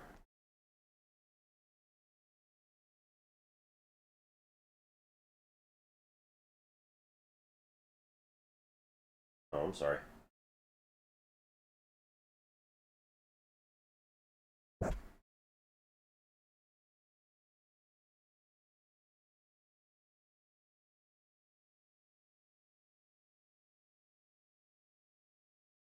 A sub I with I going from 0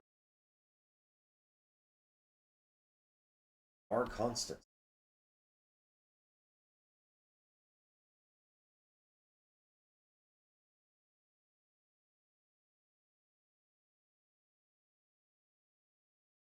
X to the fourth is equal to 0 plus 1 times plus squared 3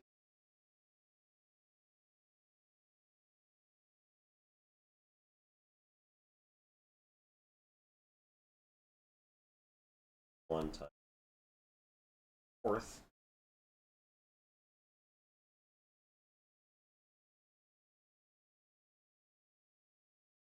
such that this is an identity.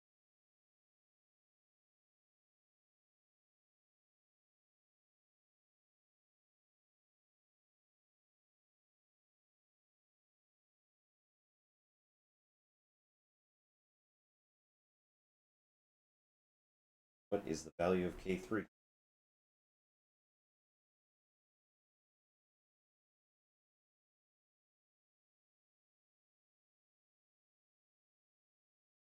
This is an identity in X.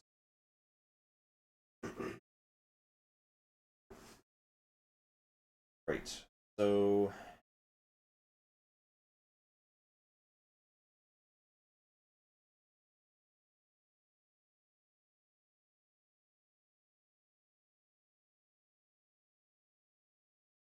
all of our numbers can neatly cancel out.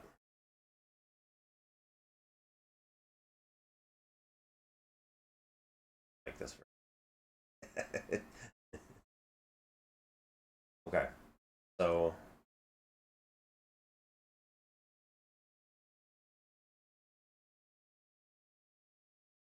you've got 0, K1, K3, 4 as coefficients.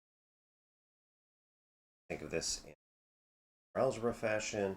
There are probably better ways to do this, but nonetheless, this is how I'm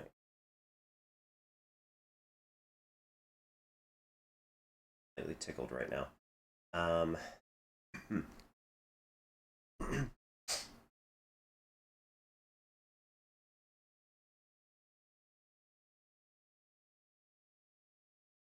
Constant term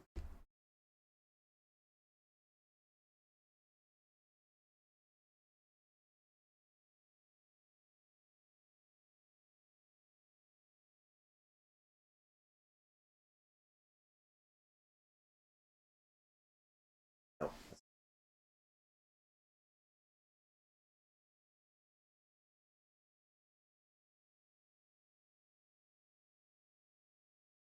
Four plus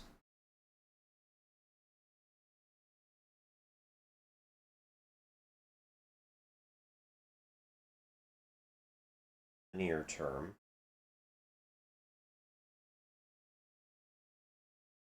no K0 plus 1 K1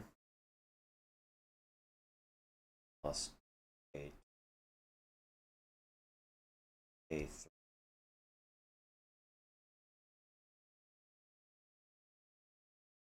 or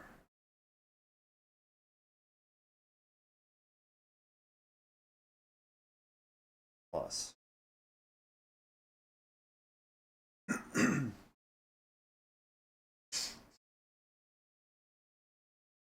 1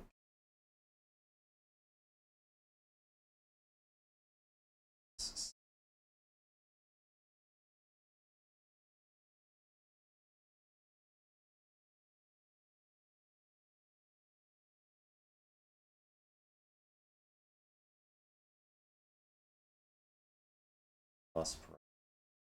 Ads are going to start in about a minute and a half. All know. And K3 or K4 plus. They don't want me to do this, I'm sure, but this is the way that I understand this. Because, you know, discrete triangle.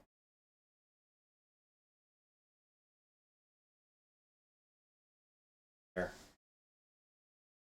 Want that. So we know that 4k4 plus 3 must equal, because there is no k4 on the other side. K4 has to be 1.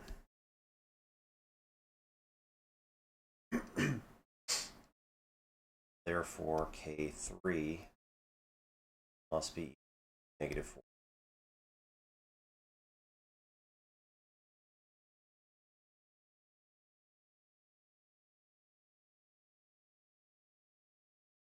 Option. All right, I'll write the next one as we're working on this, and see you all in like 3 minutes. So, thanks everybody for coming. Right back.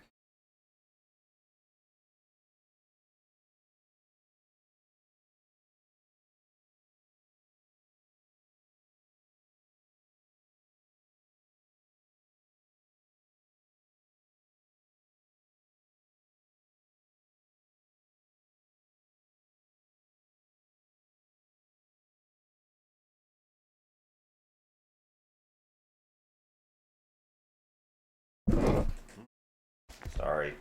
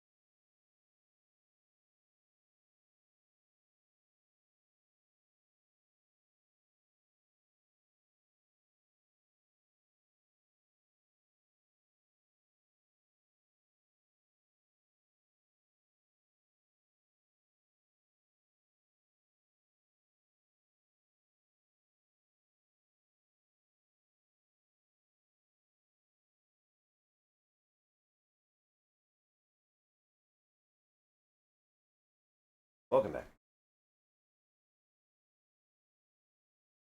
Hey, Passett. Turn it into a differential equation, then use generating functions for difference relation.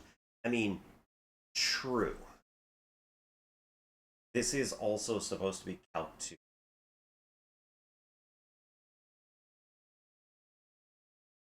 Hey, Damie. How's it going? Welcome in, everybody, from Damie's channel. My name is Obi-Wan Pez, and simply, so we are working on cracking the GRE. Second edition from 2002 by the Princeton Review. Let's be honest, though, hasn't changed much. So this is going to be, essentially we're going through all of the different classes that you're going to get tested for anybody who needs to do the GRE, which is the record exam. Most places, asterisk, that accept grad students would probably want you to take one, unless, of course, their program doesn't require it, in which case, don't do it. Just don't. Run away.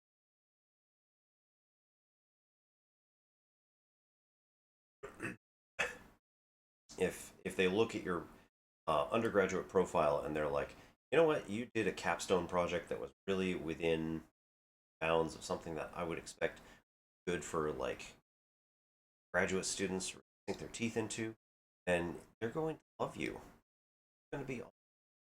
In fact, you're probably going to be awesome just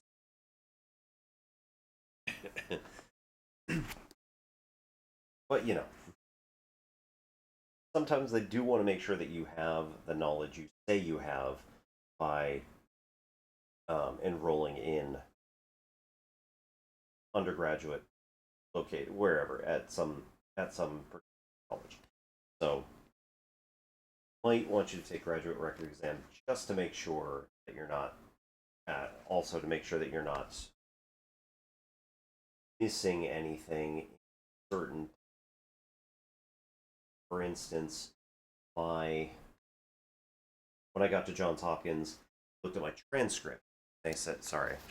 They looked at my transcript and they were like, yeah, I mean, you got a C in like this one class, and it's kind of a big deal. So we'd like you to take this, for lack of a better word, remedial class, which is really meant for people who didn't have to take all three: multivariate calculus, differential equations, and linear algebra. So computer science majors, for example, might have taken just linear algebra, not taken vector calc or differential equations. Possible.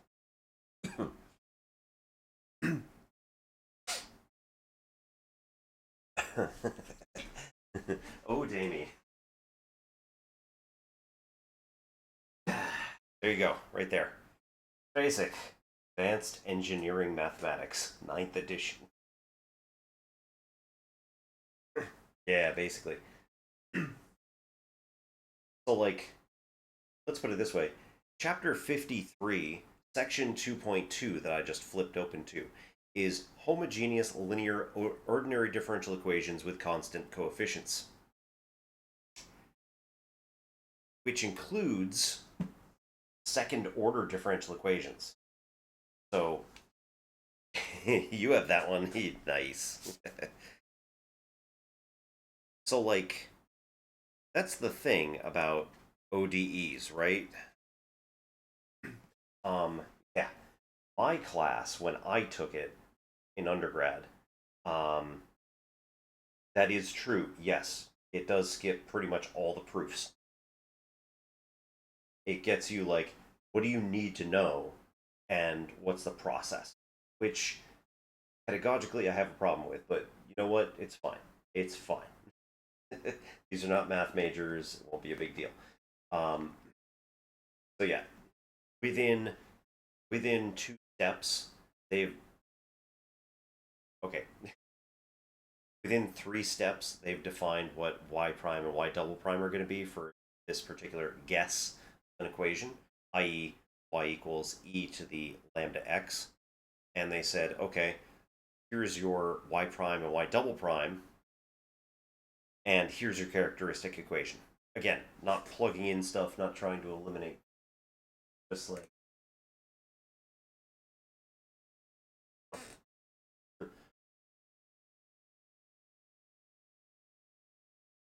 change in basis.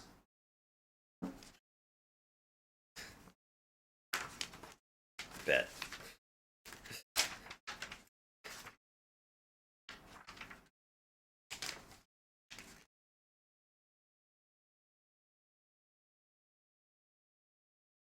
Okay, basis.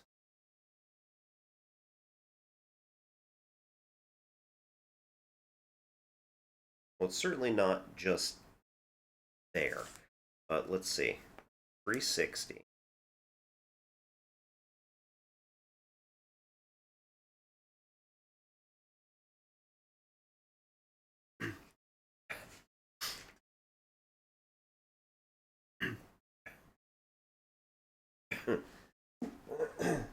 Basis of eigenvectors. Hermitian skew, Hermitian, or unitary matrix has a basis of eigenvectors for Cn that is a unitary system.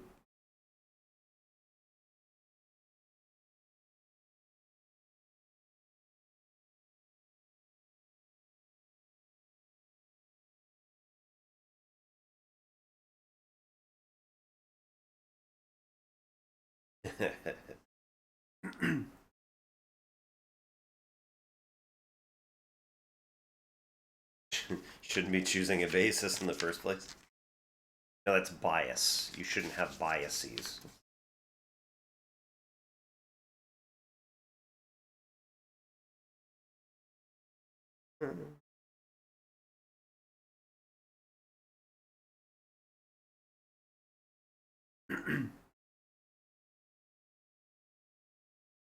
Like, I would tend to agree with you. Anyway, yeah, so I can't find one just immediately. Whatever, it's fine. Yeah, this has 1,094 standard pages, and then your appendices after which.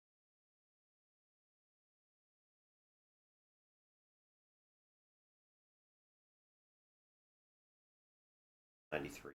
Yeah, it's over 100. 20, give or take. So yeah, we're talking 1,210 pages, give or take.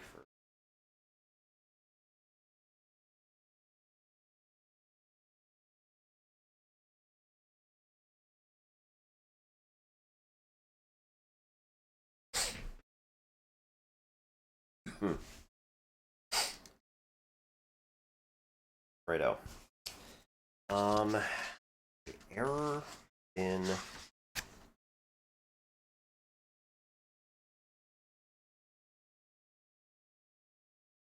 within Taylor series. There we go.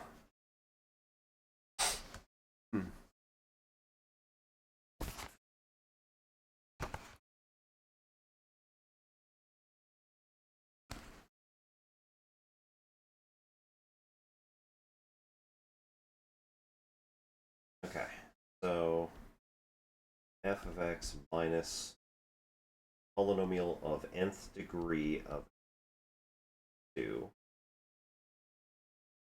the n plus first derivative at c, particular value that you're plugging in this case is going to be divided by n plus factorial. So this is just the next coefficient in the Taylor series.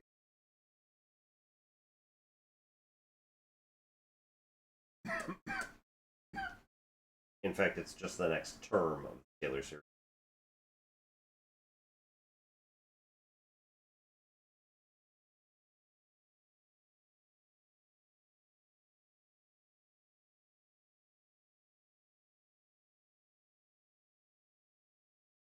C should be between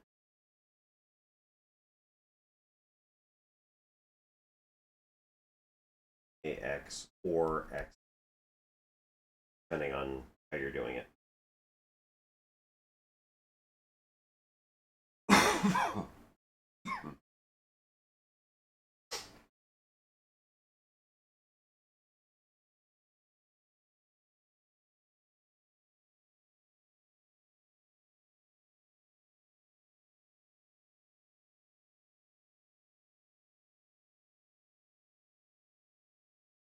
Oh, no, okay, that's not.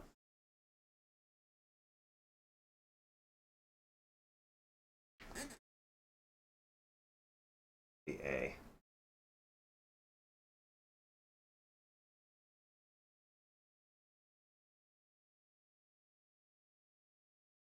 No, wait, what? We're having a good day.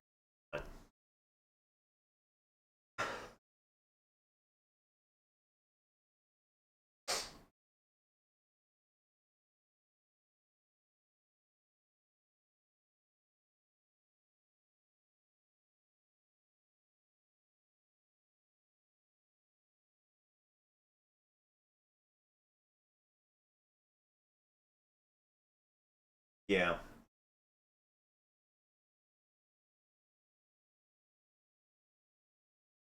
that's fine. The minimum number of terms.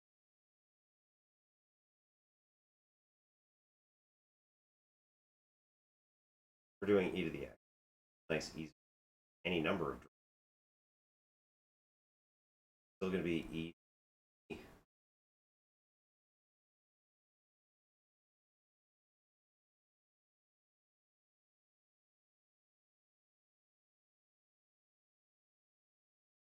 Normally guess and check. Yeah, pretty much. If we're asking it this way backwards. X.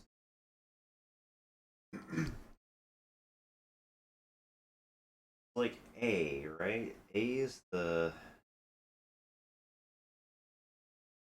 center of this particular Taylor series. X would be e to the negative, or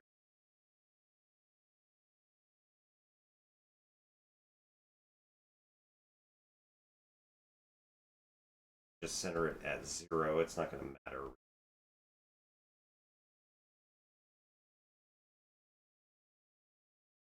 Less.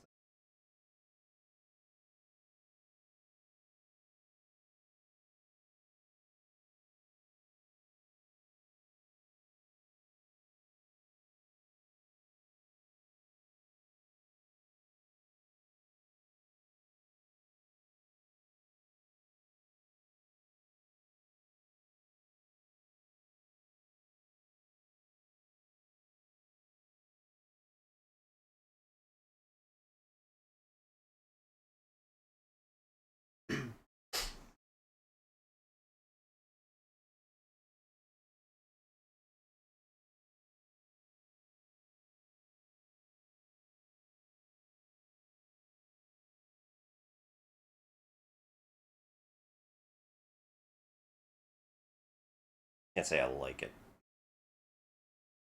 I have an interval. Not really.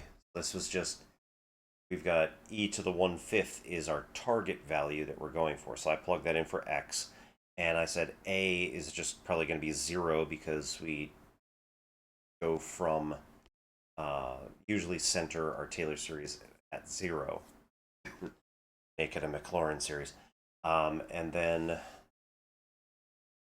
from there.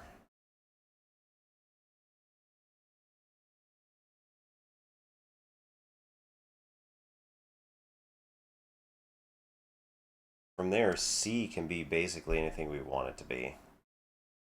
Technically, it needs to be between 0 and e to the 1/5. Or between 0 and 1/5.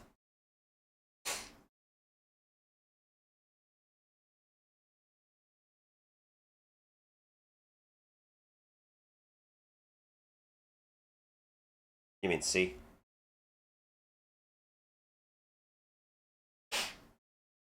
Oh, e to the C is an upper bound.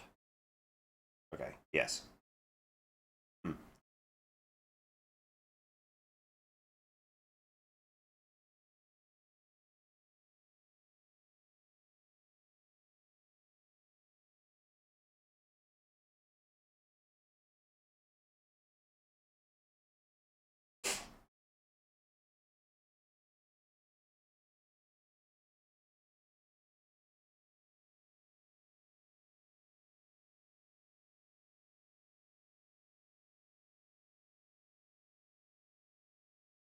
n plus 1 over 5 must be less than e to the, I got you now, n plus 2 over 5. Less than factorial.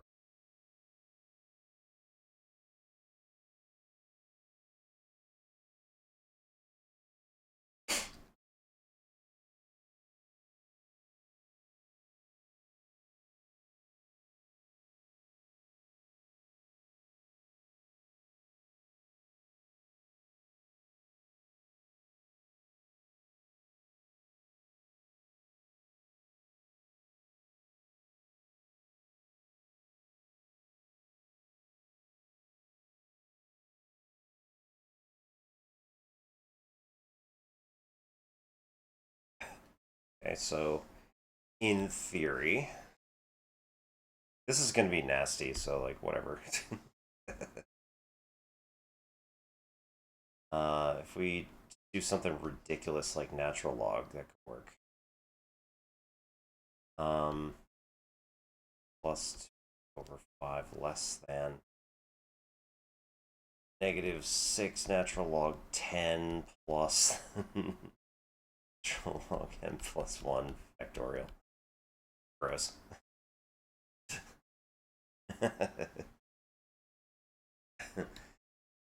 And megamorph. Yeah, so we're saying like we're doing the Taylor error approximation, and it said how many terms do we need for the Taylor series?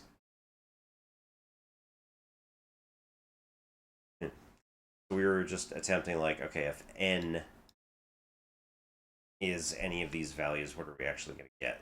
So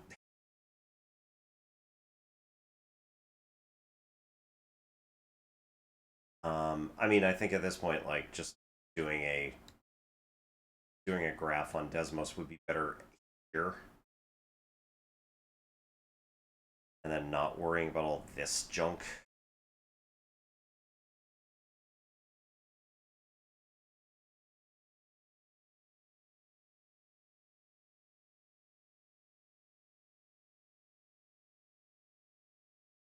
I mean, honestly.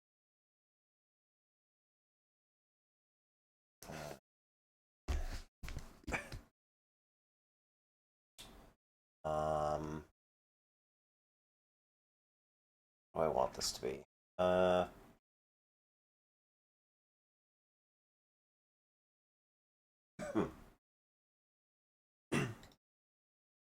enough. E, the x plus 2 over 5.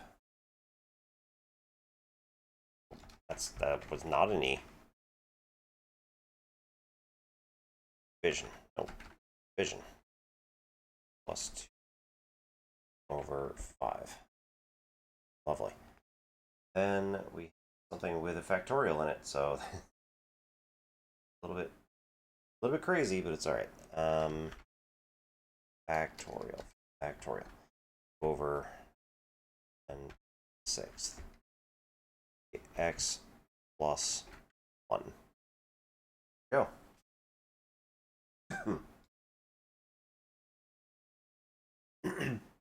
Bingo.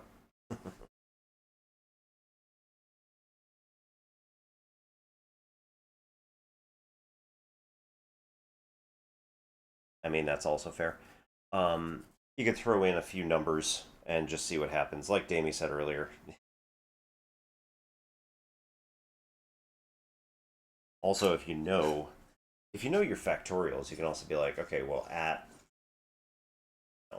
8, 9, and 10, it's going to get really big really fast. So where is it a million? That's going to get you your 10 to the negative 6 times n plus 1 factorial is going to be over 1.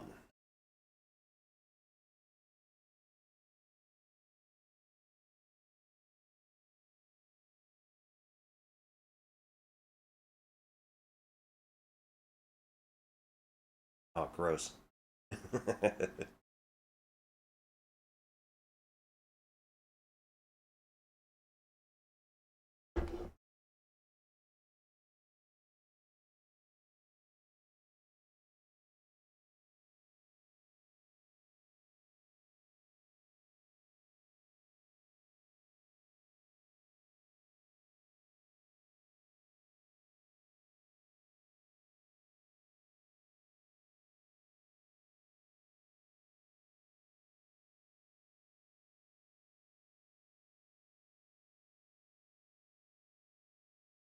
that's not indeterminate.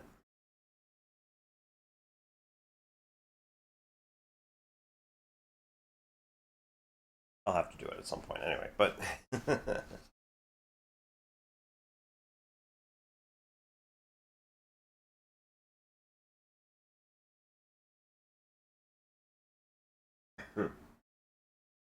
anyway, our n value is going to be over 9, so therefore last one that will observe this problem less than 9.4, so 9.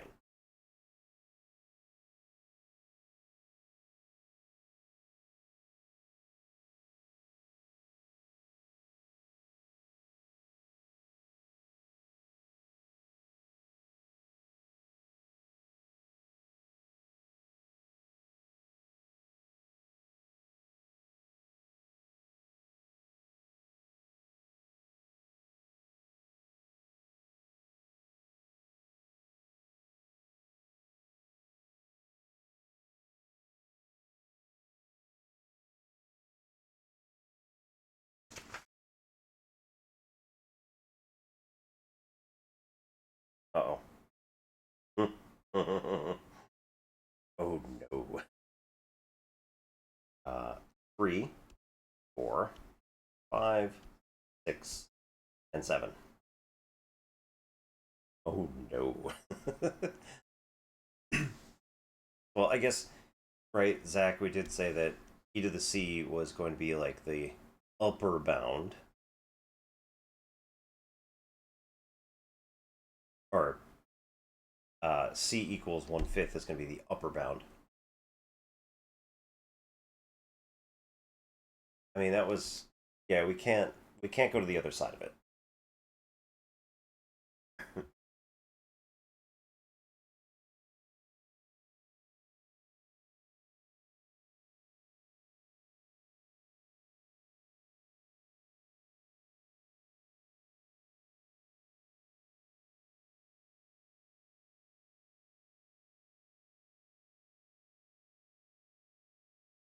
Okay, we could also then do a lower bound. Say, like, if it were 0,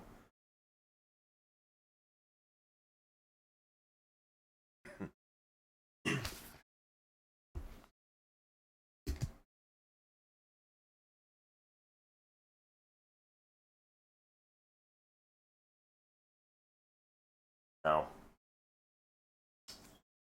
Well, that's no good. I'd have to shift it pretty significantly. That was just a 5th.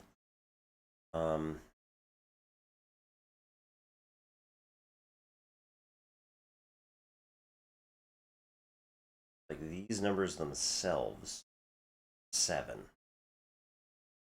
Not what we're doing.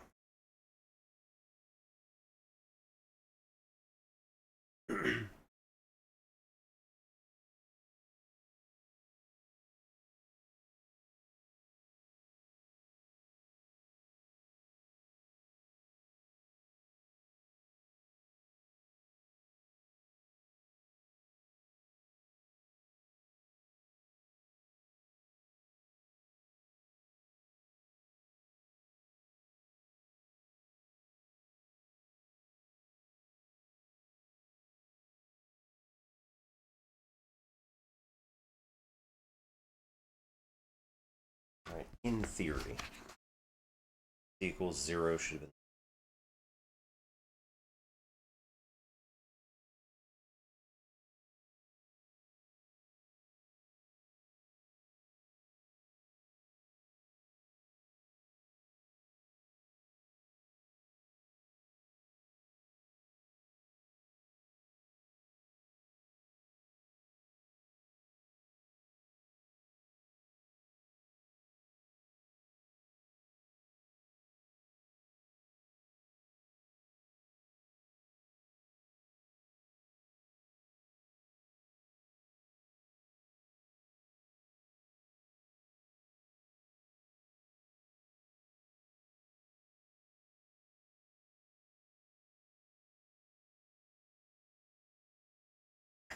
We're reaching a I wouldn't say contradiction, but we're reaching a conflict with the potential.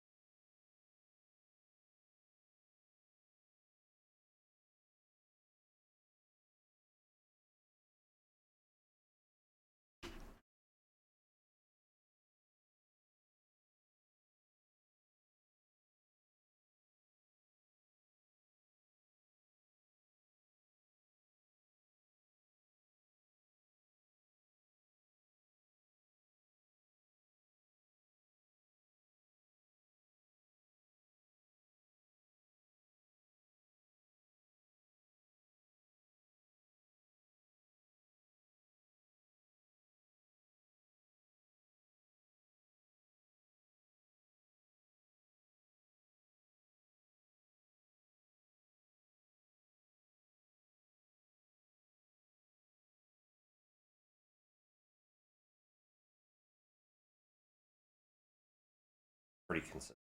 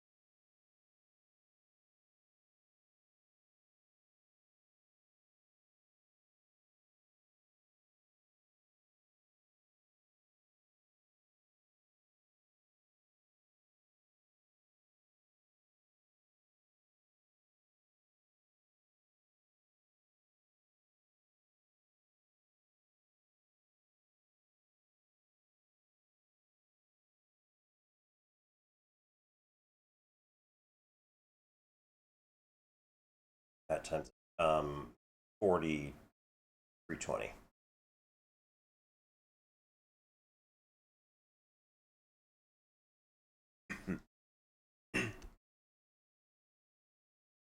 Okay.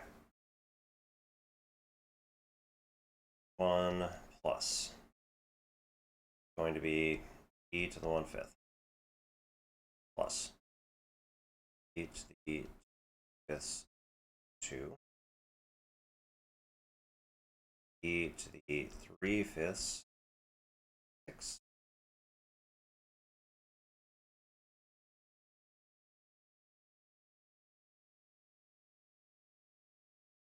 e to the 4/5 on e to the 1st on 120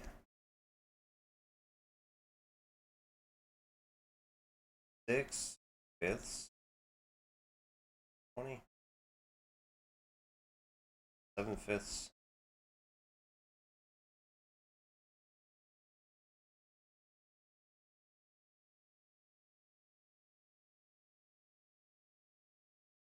5/5.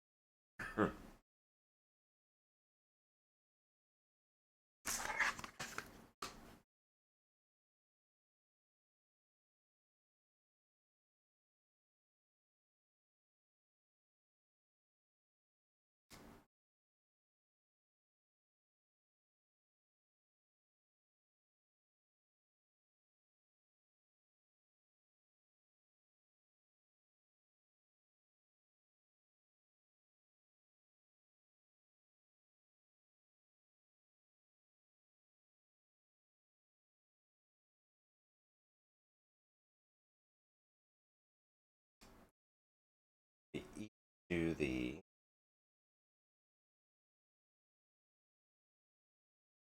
x over 5 over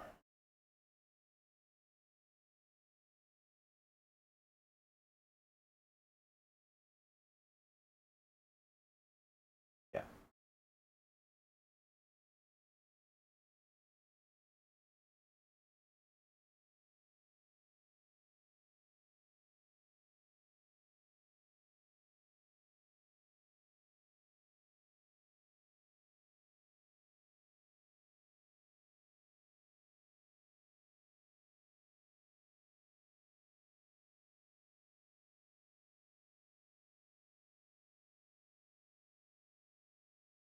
Yeah, I'm not getting anywhere near that accuracy.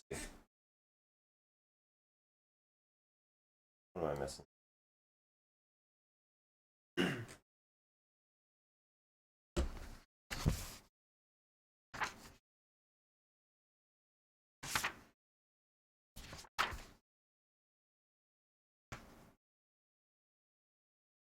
One over k factorial times x to the k.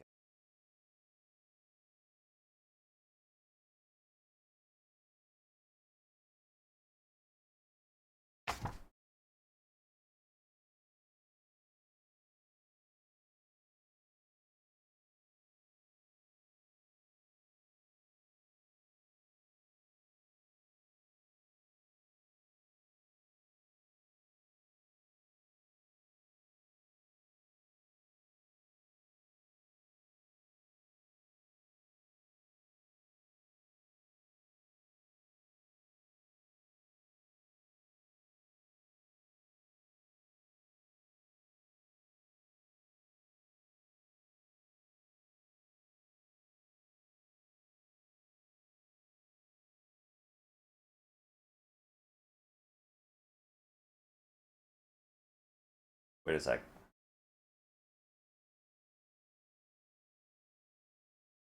You see it.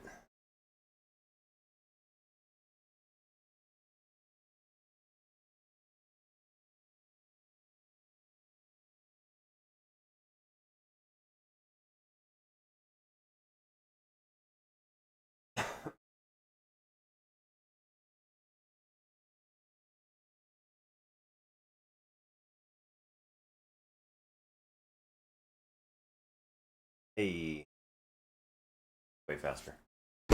That x, same thing on both sides.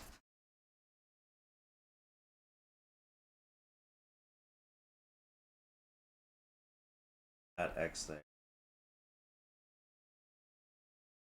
same thing. I didn't define it that way.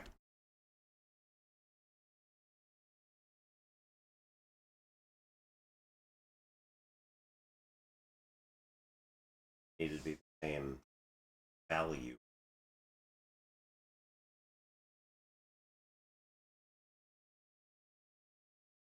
This is fifth.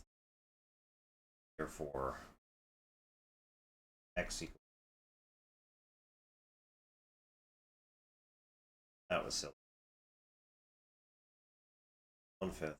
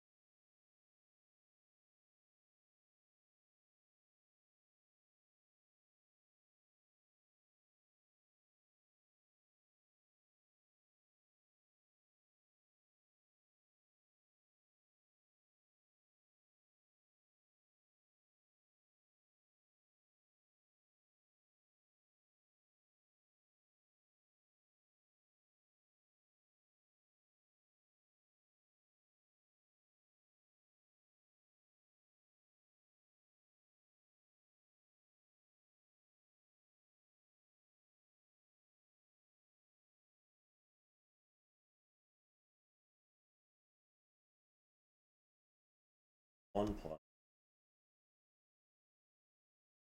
1/25th, half that is 1/50th.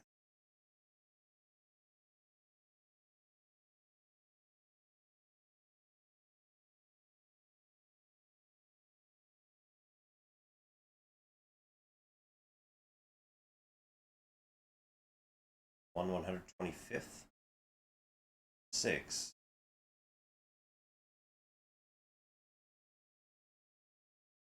750.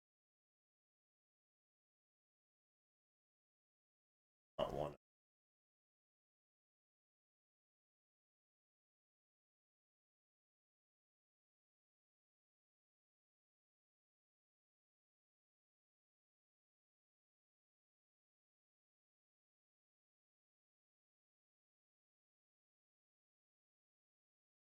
$25 times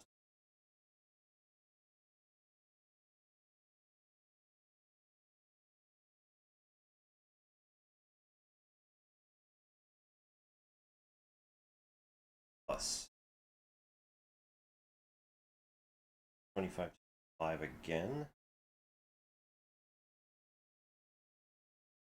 1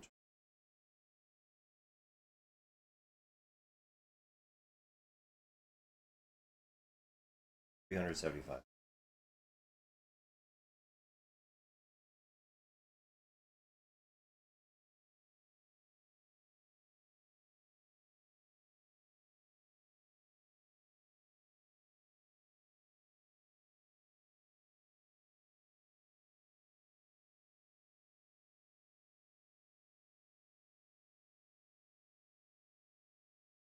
Five to the 1065. 5 by 6.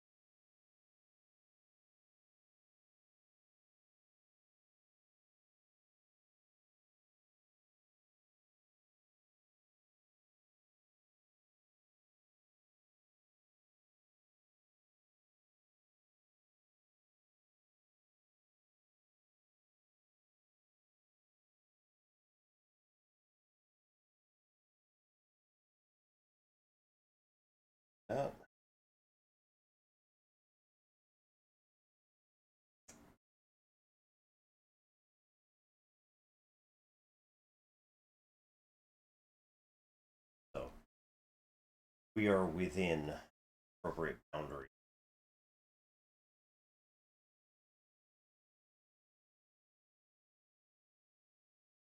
One, two. Should be.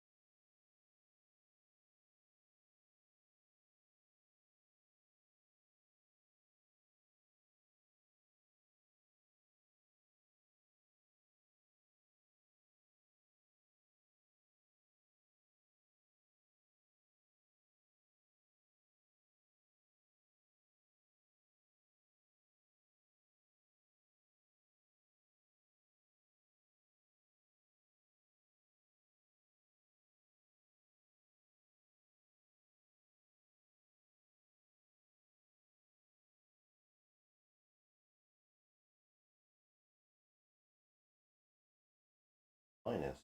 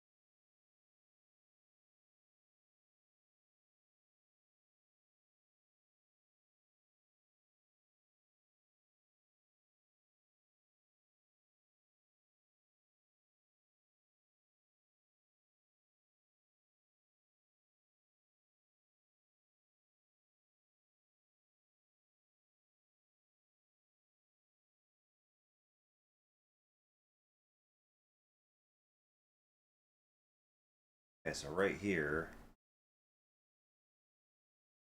0. Actually,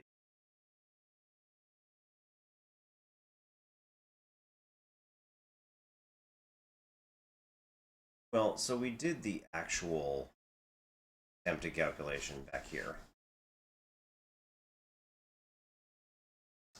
And Zach had the thought of like, well, we could create an upper bound. And so I did that, but then n equals 9 is the. And then when I tried to say, okay, well, let a lower bound be when c is equal to 0, then we got a lower bound of n equals 9. So clearly this did not work. But oh, right, this was my fault. And my issue was for calculating. This should not be 1/5. This part here just be 1/5. I actually need to go back and change all this. E and 5th.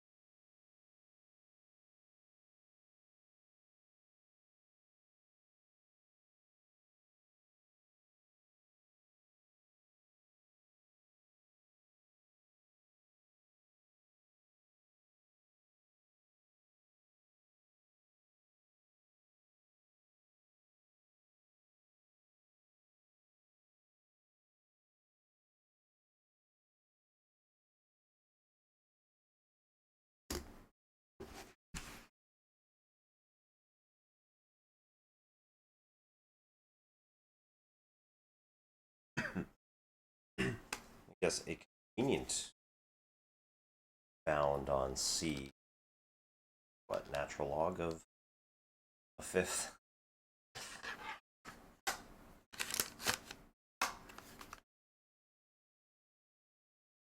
Right, and that's not to the 1/5 either.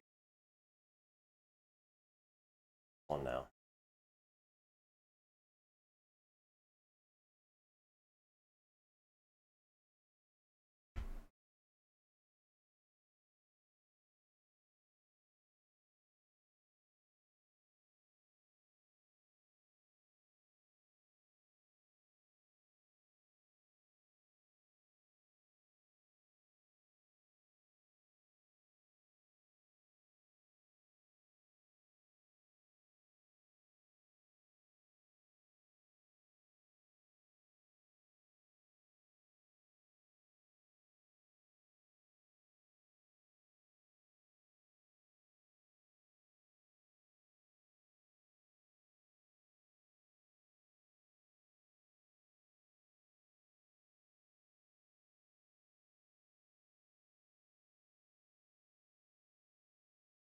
Bound it with a G.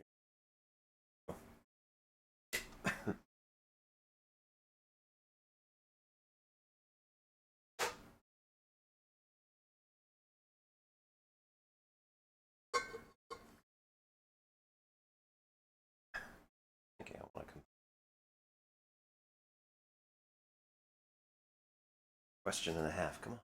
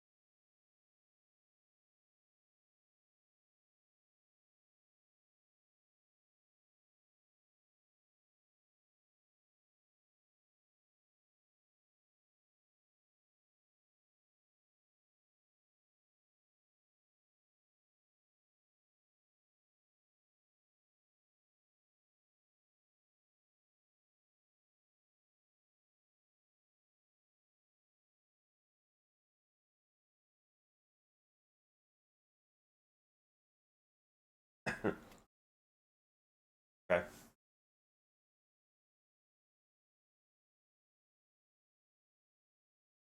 That's a fun one.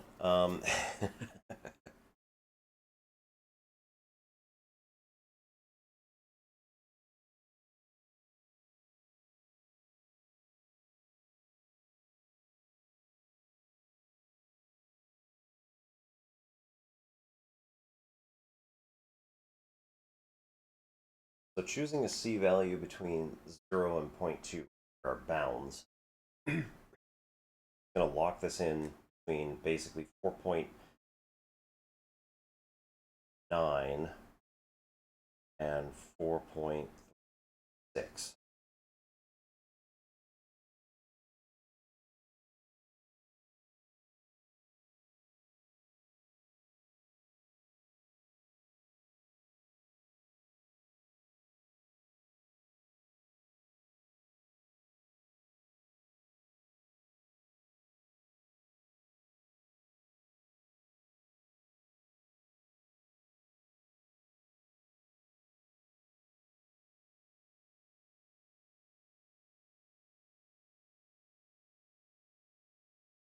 Yep.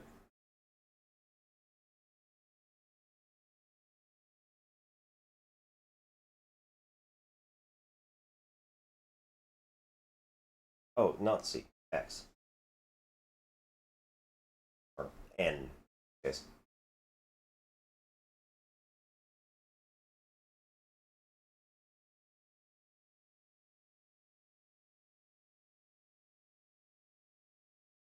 So the fourth term is not as accurate as it needs to be. The fifth term is what's going to make it lock in.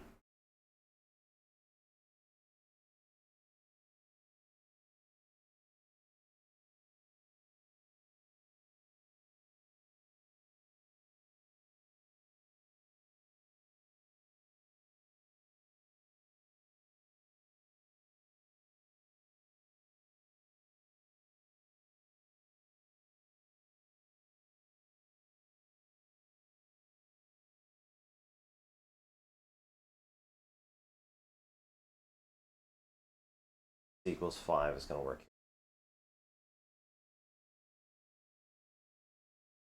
C, N equals 5.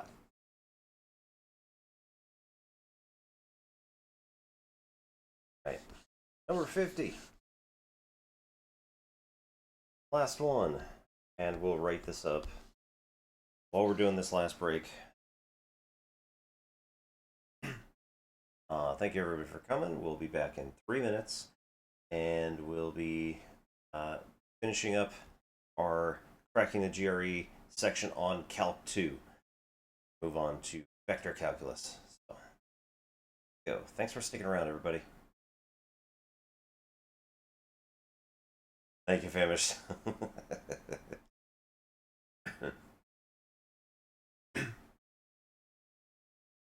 So true.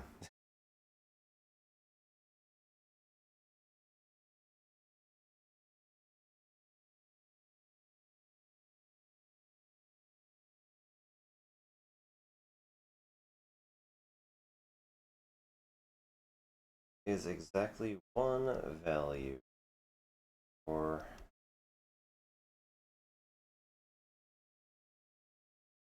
yeah.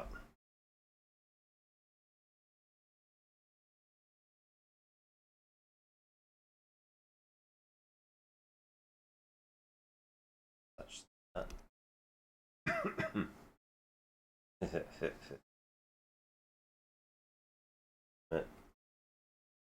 Oh, X row. Third square.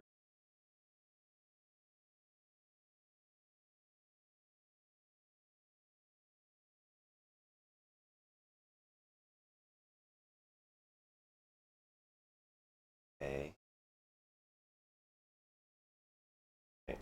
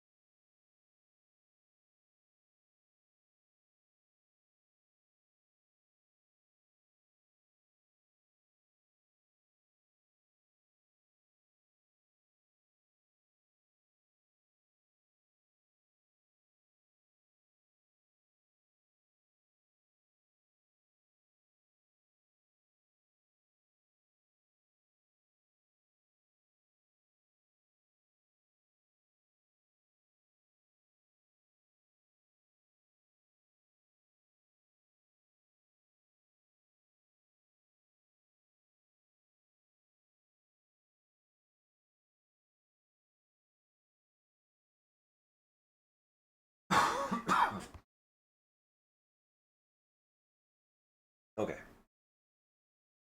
There's exactly one value for which this limit, finite, non-zero, sorry, value for k, such that this limit is finite and non-zero. What is that k value in the denominator? And what is the value of the above limit L at that particular k value?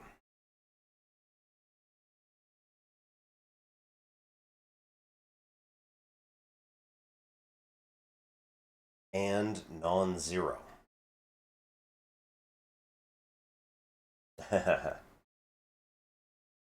Well, it was certainly matte graining production at the very beginning.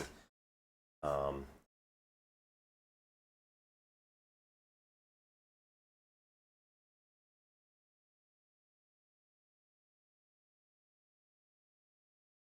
I don't think it's supposed to be the same exact universe because nobody is really yellow.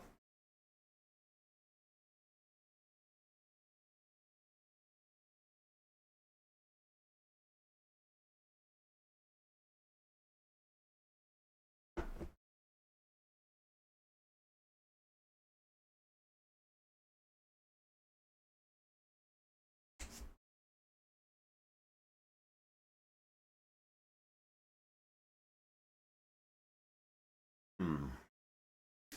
I don't know why I'm holding that because it's not going to do it. But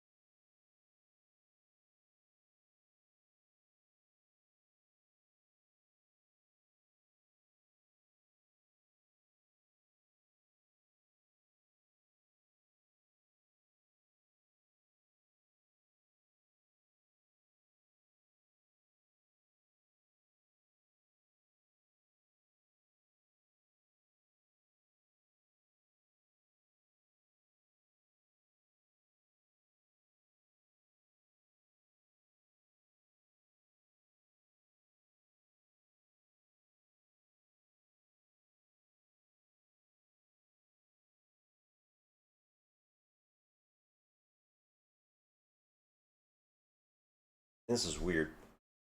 Could theory um, run Taylor series.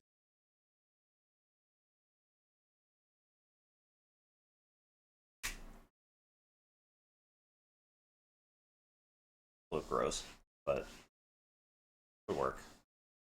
Um, X squared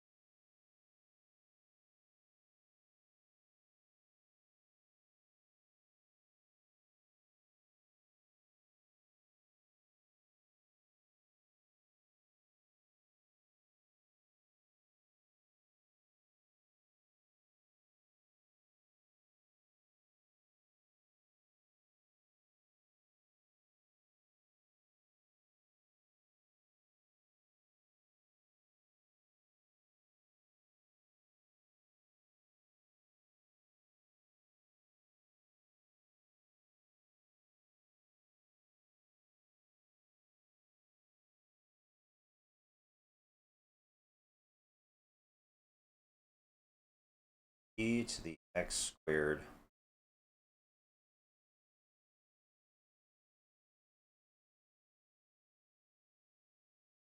minus x squared minus 1 is going to be equal to. That gets rid of the first two terms. fx to the fourth plus 1 to the fourth x to the eighth plus dot dot dot. Cosine of x to take of. That's why I had that.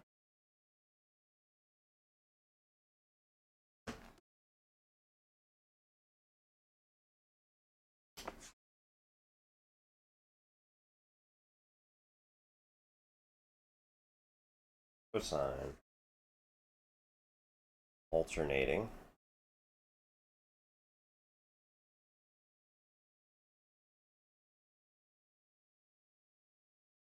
a factorial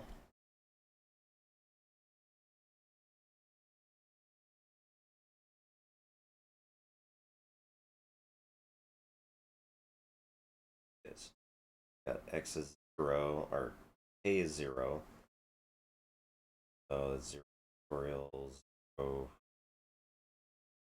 positive.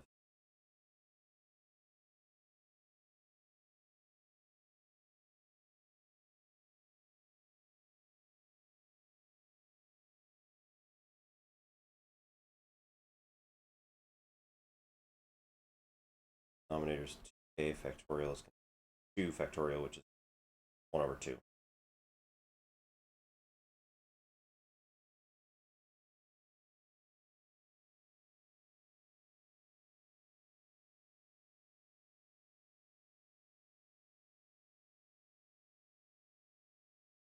X to the 2 plus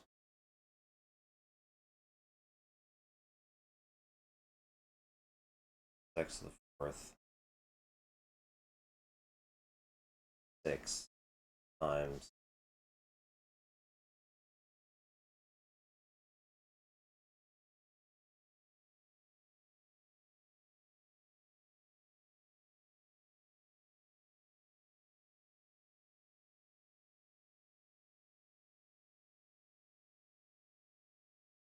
two times 2 is 4, which is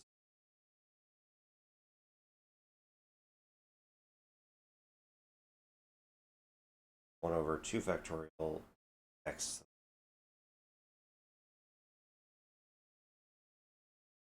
plus 1 over 4 factorial times minus 6 factorial 8.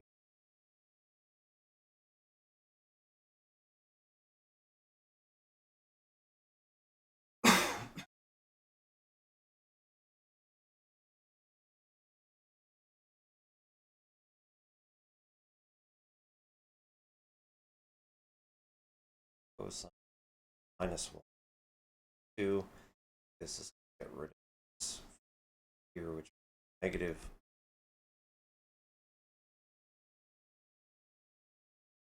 fourth x fourth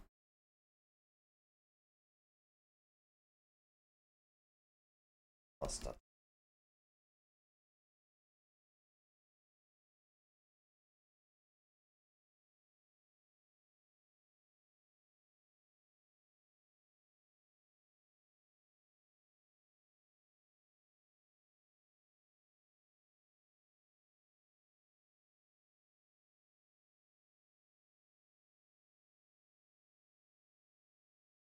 Okay.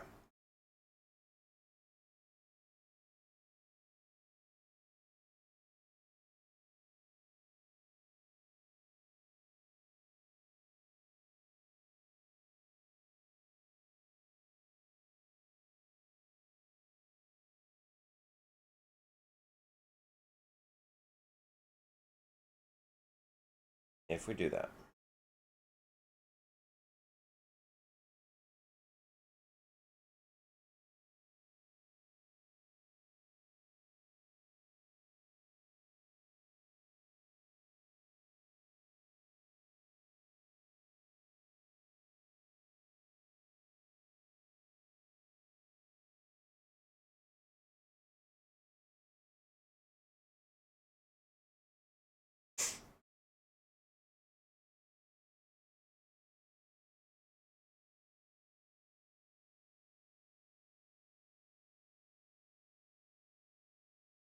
Okay, then we've got the product of these two things together.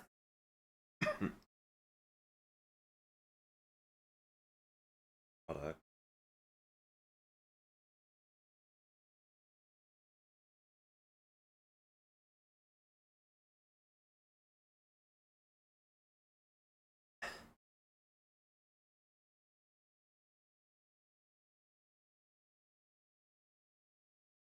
First terms are negative fourth, sixth.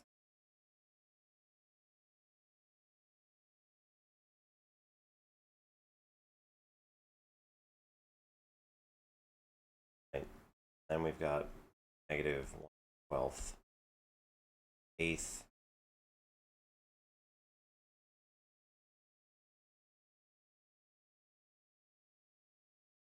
twelfth, plus half 1/20.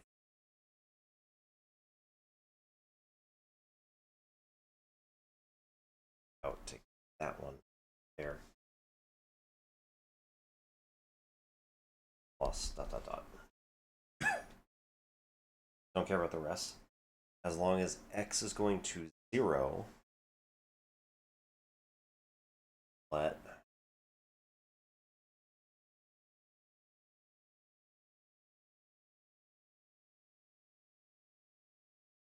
k be 6. Look at this. 1/4. 12th, 8th, 8th plus dot dot dot over x to the 6th. Limit. Oh.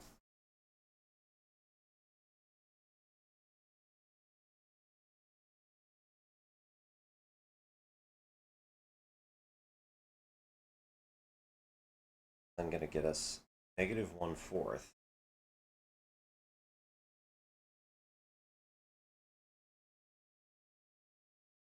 minus, right, this is going to be x squared, but taking the limit x 0, so it's all going to be 0.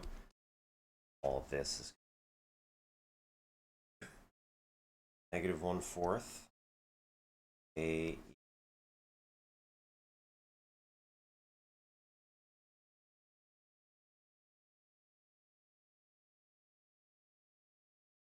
6 negative 1/4.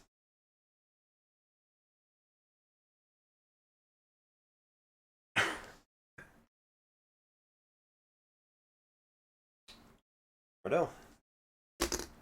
Woo.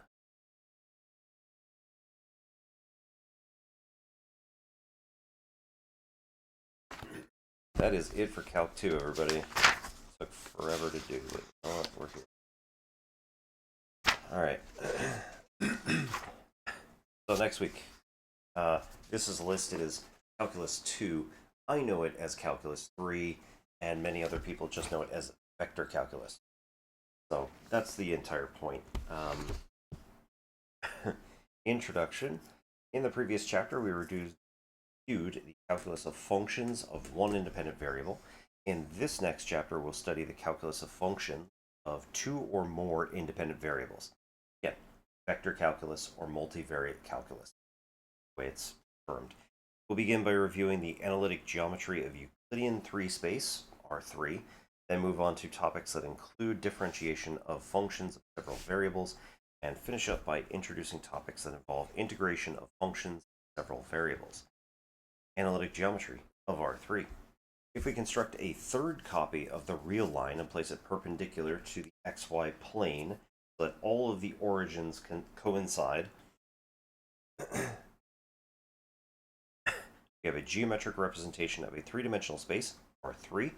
This third line is called the z-axis, and any point P in this three-dimensional space is uniquely specified by its 3 coordinates, and as an ordered triple, x, y, z, or x sub 0, y sub 0, z sub 0 is called P, a particular point.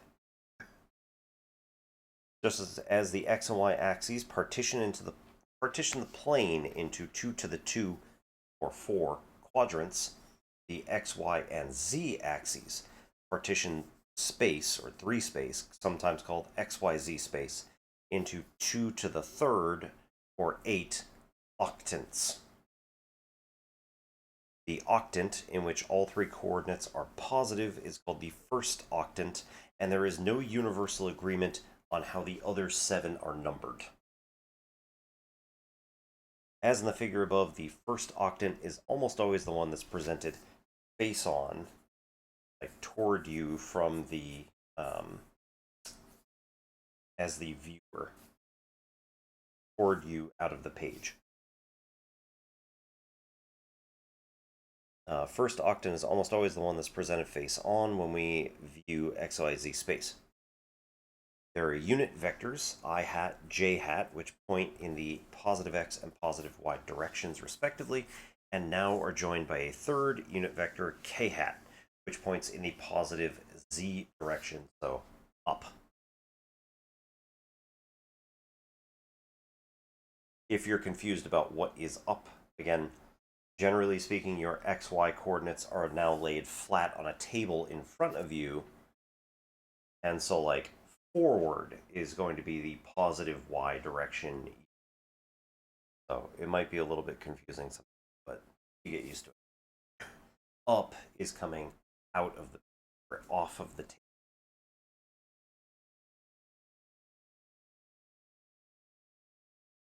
If it's terribly confusing, you can also use northeast, south, and west on your table, and then I would recommend that up and down either can be up and down, or you call them Zorth and anti-Zorth, because that's a reference to an awesome piece of fiction, which you should all eventually read.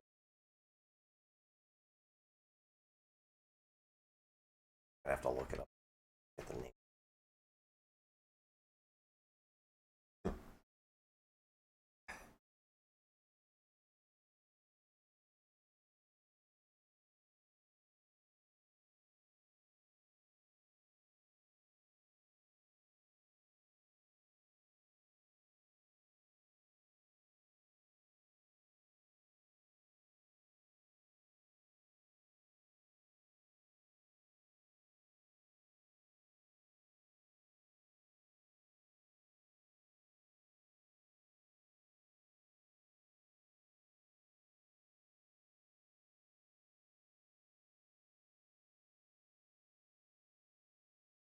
Mentioned multiple times in the Atomic Robo comic series. There we go. First developed by Robo when he was, for unknown reasons, hyperspatially curled up in the other 4 cardinal directions in 1960.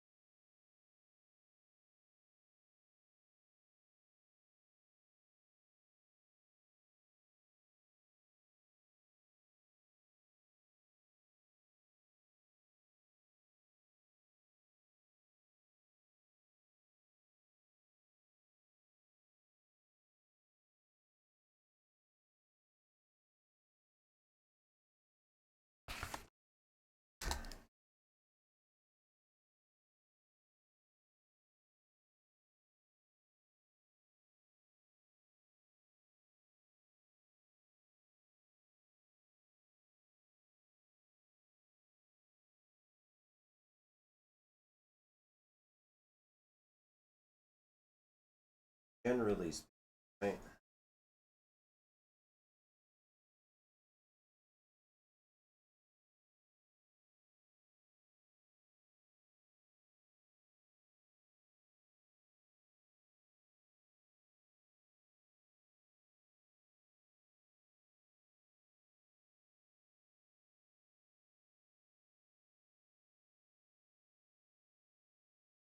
Generally speaking, those are the directions we're talking about.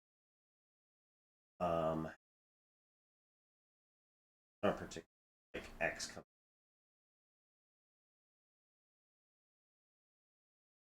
Oh no, I often rather I here. Kind of depends on however you want to see it. So go with whatever works. Aluminium. Yes. Real question is, what is the question? what do you get when you multiply 6 by 9? Obviously, but, you know.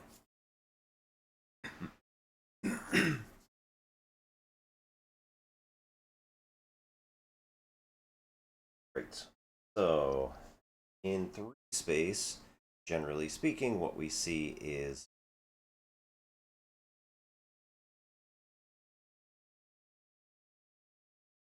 three vectors like this. This is your k hat vector, j hat vector.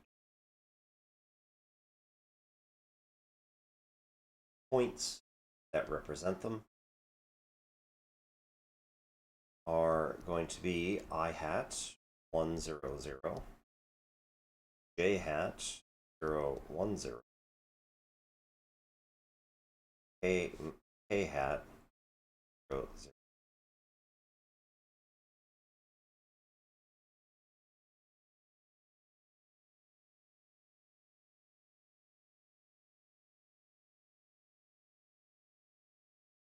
And any vector v can be represented either as a vector x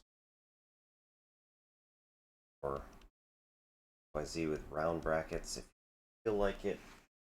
Get used to whatever convention is going on in your place of work.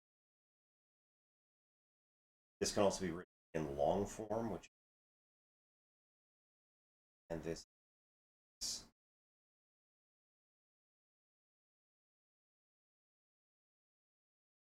yeah.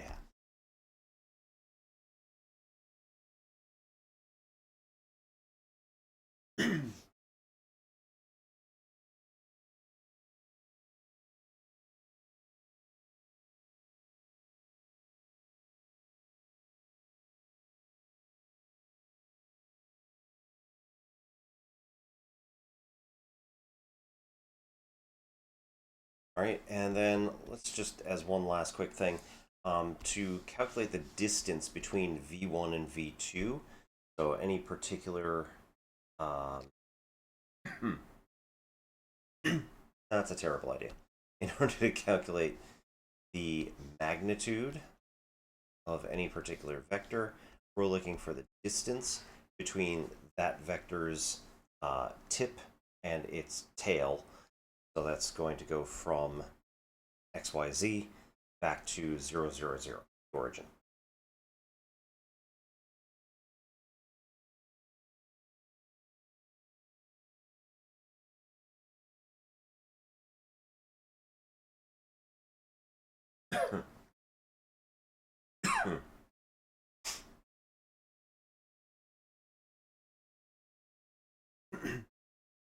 Well, that is going to be, if we look at it from a particular point here to some other point that's here, we're going to look at this in terms of what are the shadows that this thing could drop. So if we just take that point and drop a shadow straight down, we could end up at this particular point here, which would just be taking our z value and making it 0. Okay, so if this is x, y, z, this point here is y, 0. Well, we know how to find distance of the up and down motion, that's just z. And then we know how to find the distance between two objects in standard 2 space. So what's the distance between 0 0 0 origin and this point here, x, y, 0? Well, we can ignore our z's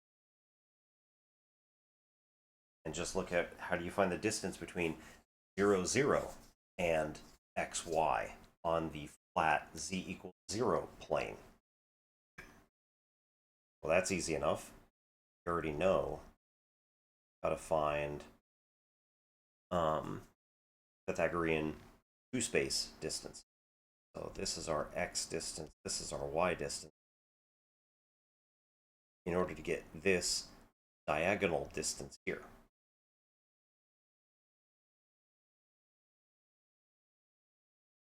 di for diagonal. Di, sure. Okay, and then this right here is going to be our magnitude.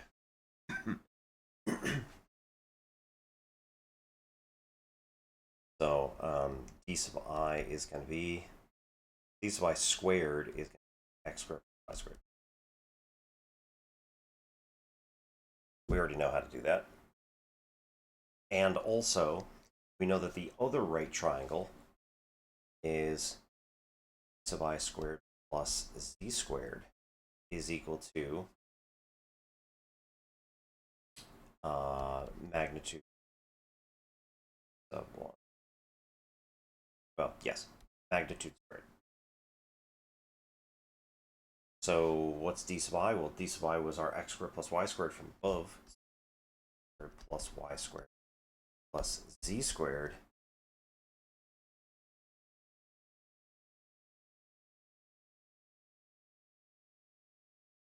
the magnitude. And then we just need to that square root x squared y squared that's z squared.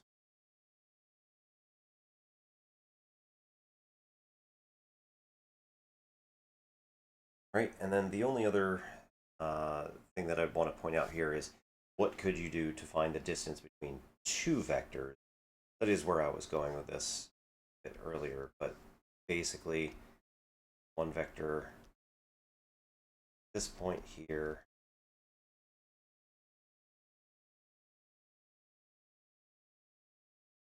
you have another vector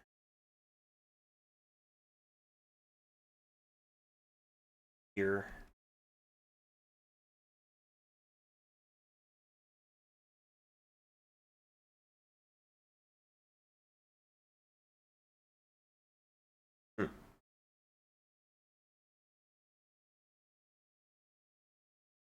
Right, this is going to be x1, y1, t1. This is going to be 2, d2,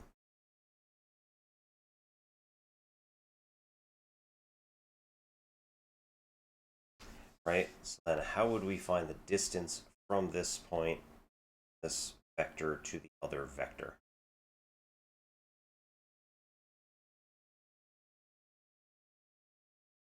Technically, it's going to go the other way, but whatever.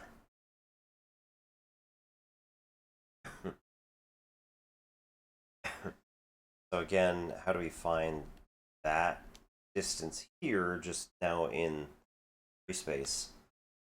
A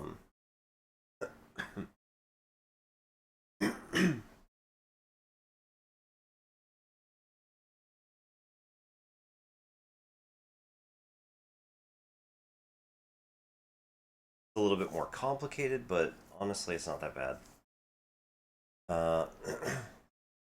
Right, essentially what we do is we draw in all three dimensions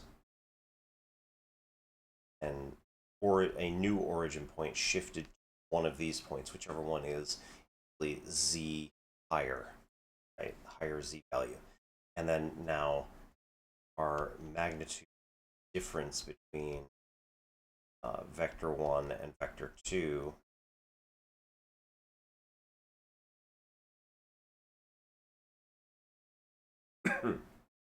one of those 2 points becomes the new origin point, and then it's going out to the other one. So we're just doing the same thing. It's just a matter of shifting the origin point from 0, 0, 0 to some other point. So like this. I'm going to get the square root of parentheses x2 minus 1 squared plus y2 y1 squared plus minus 1 squared.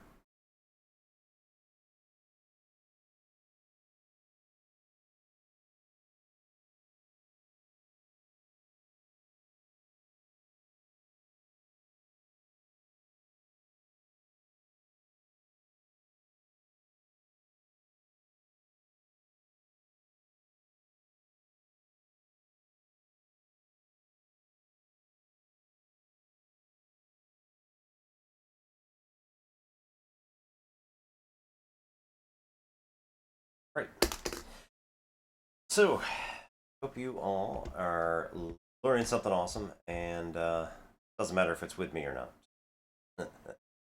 Hope you all have a lovely rest of your evening. We're gonna head off to one of our friends.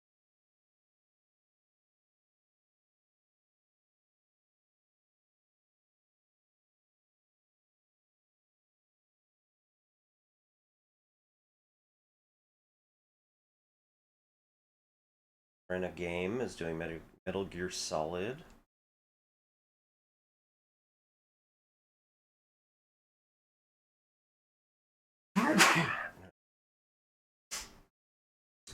Rex is back in Elite Dangerous doing some colonizing and chatting. Casey's back doing some art.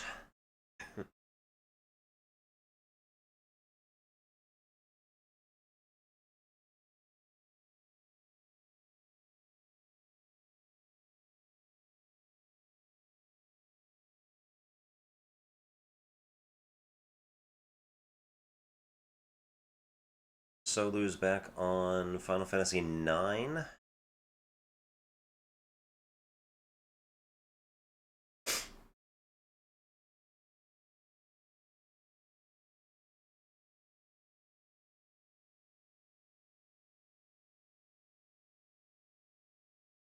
Oh, we were listening to Reiko earlier.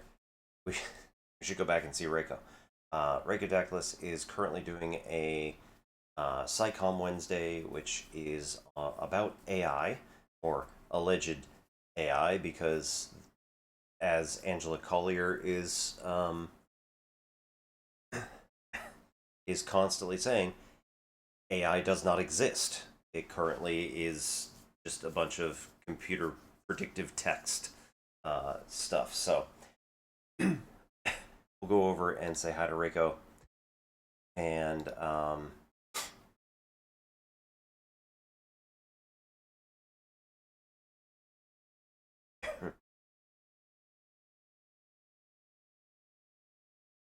yeah, we'll be back tomorrow, Thursday, for more TTRPG prep.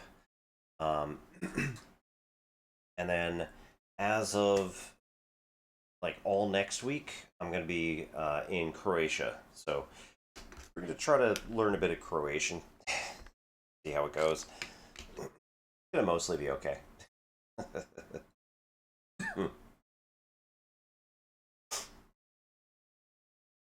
So, hope you all have a good rest of your week if I don't see you.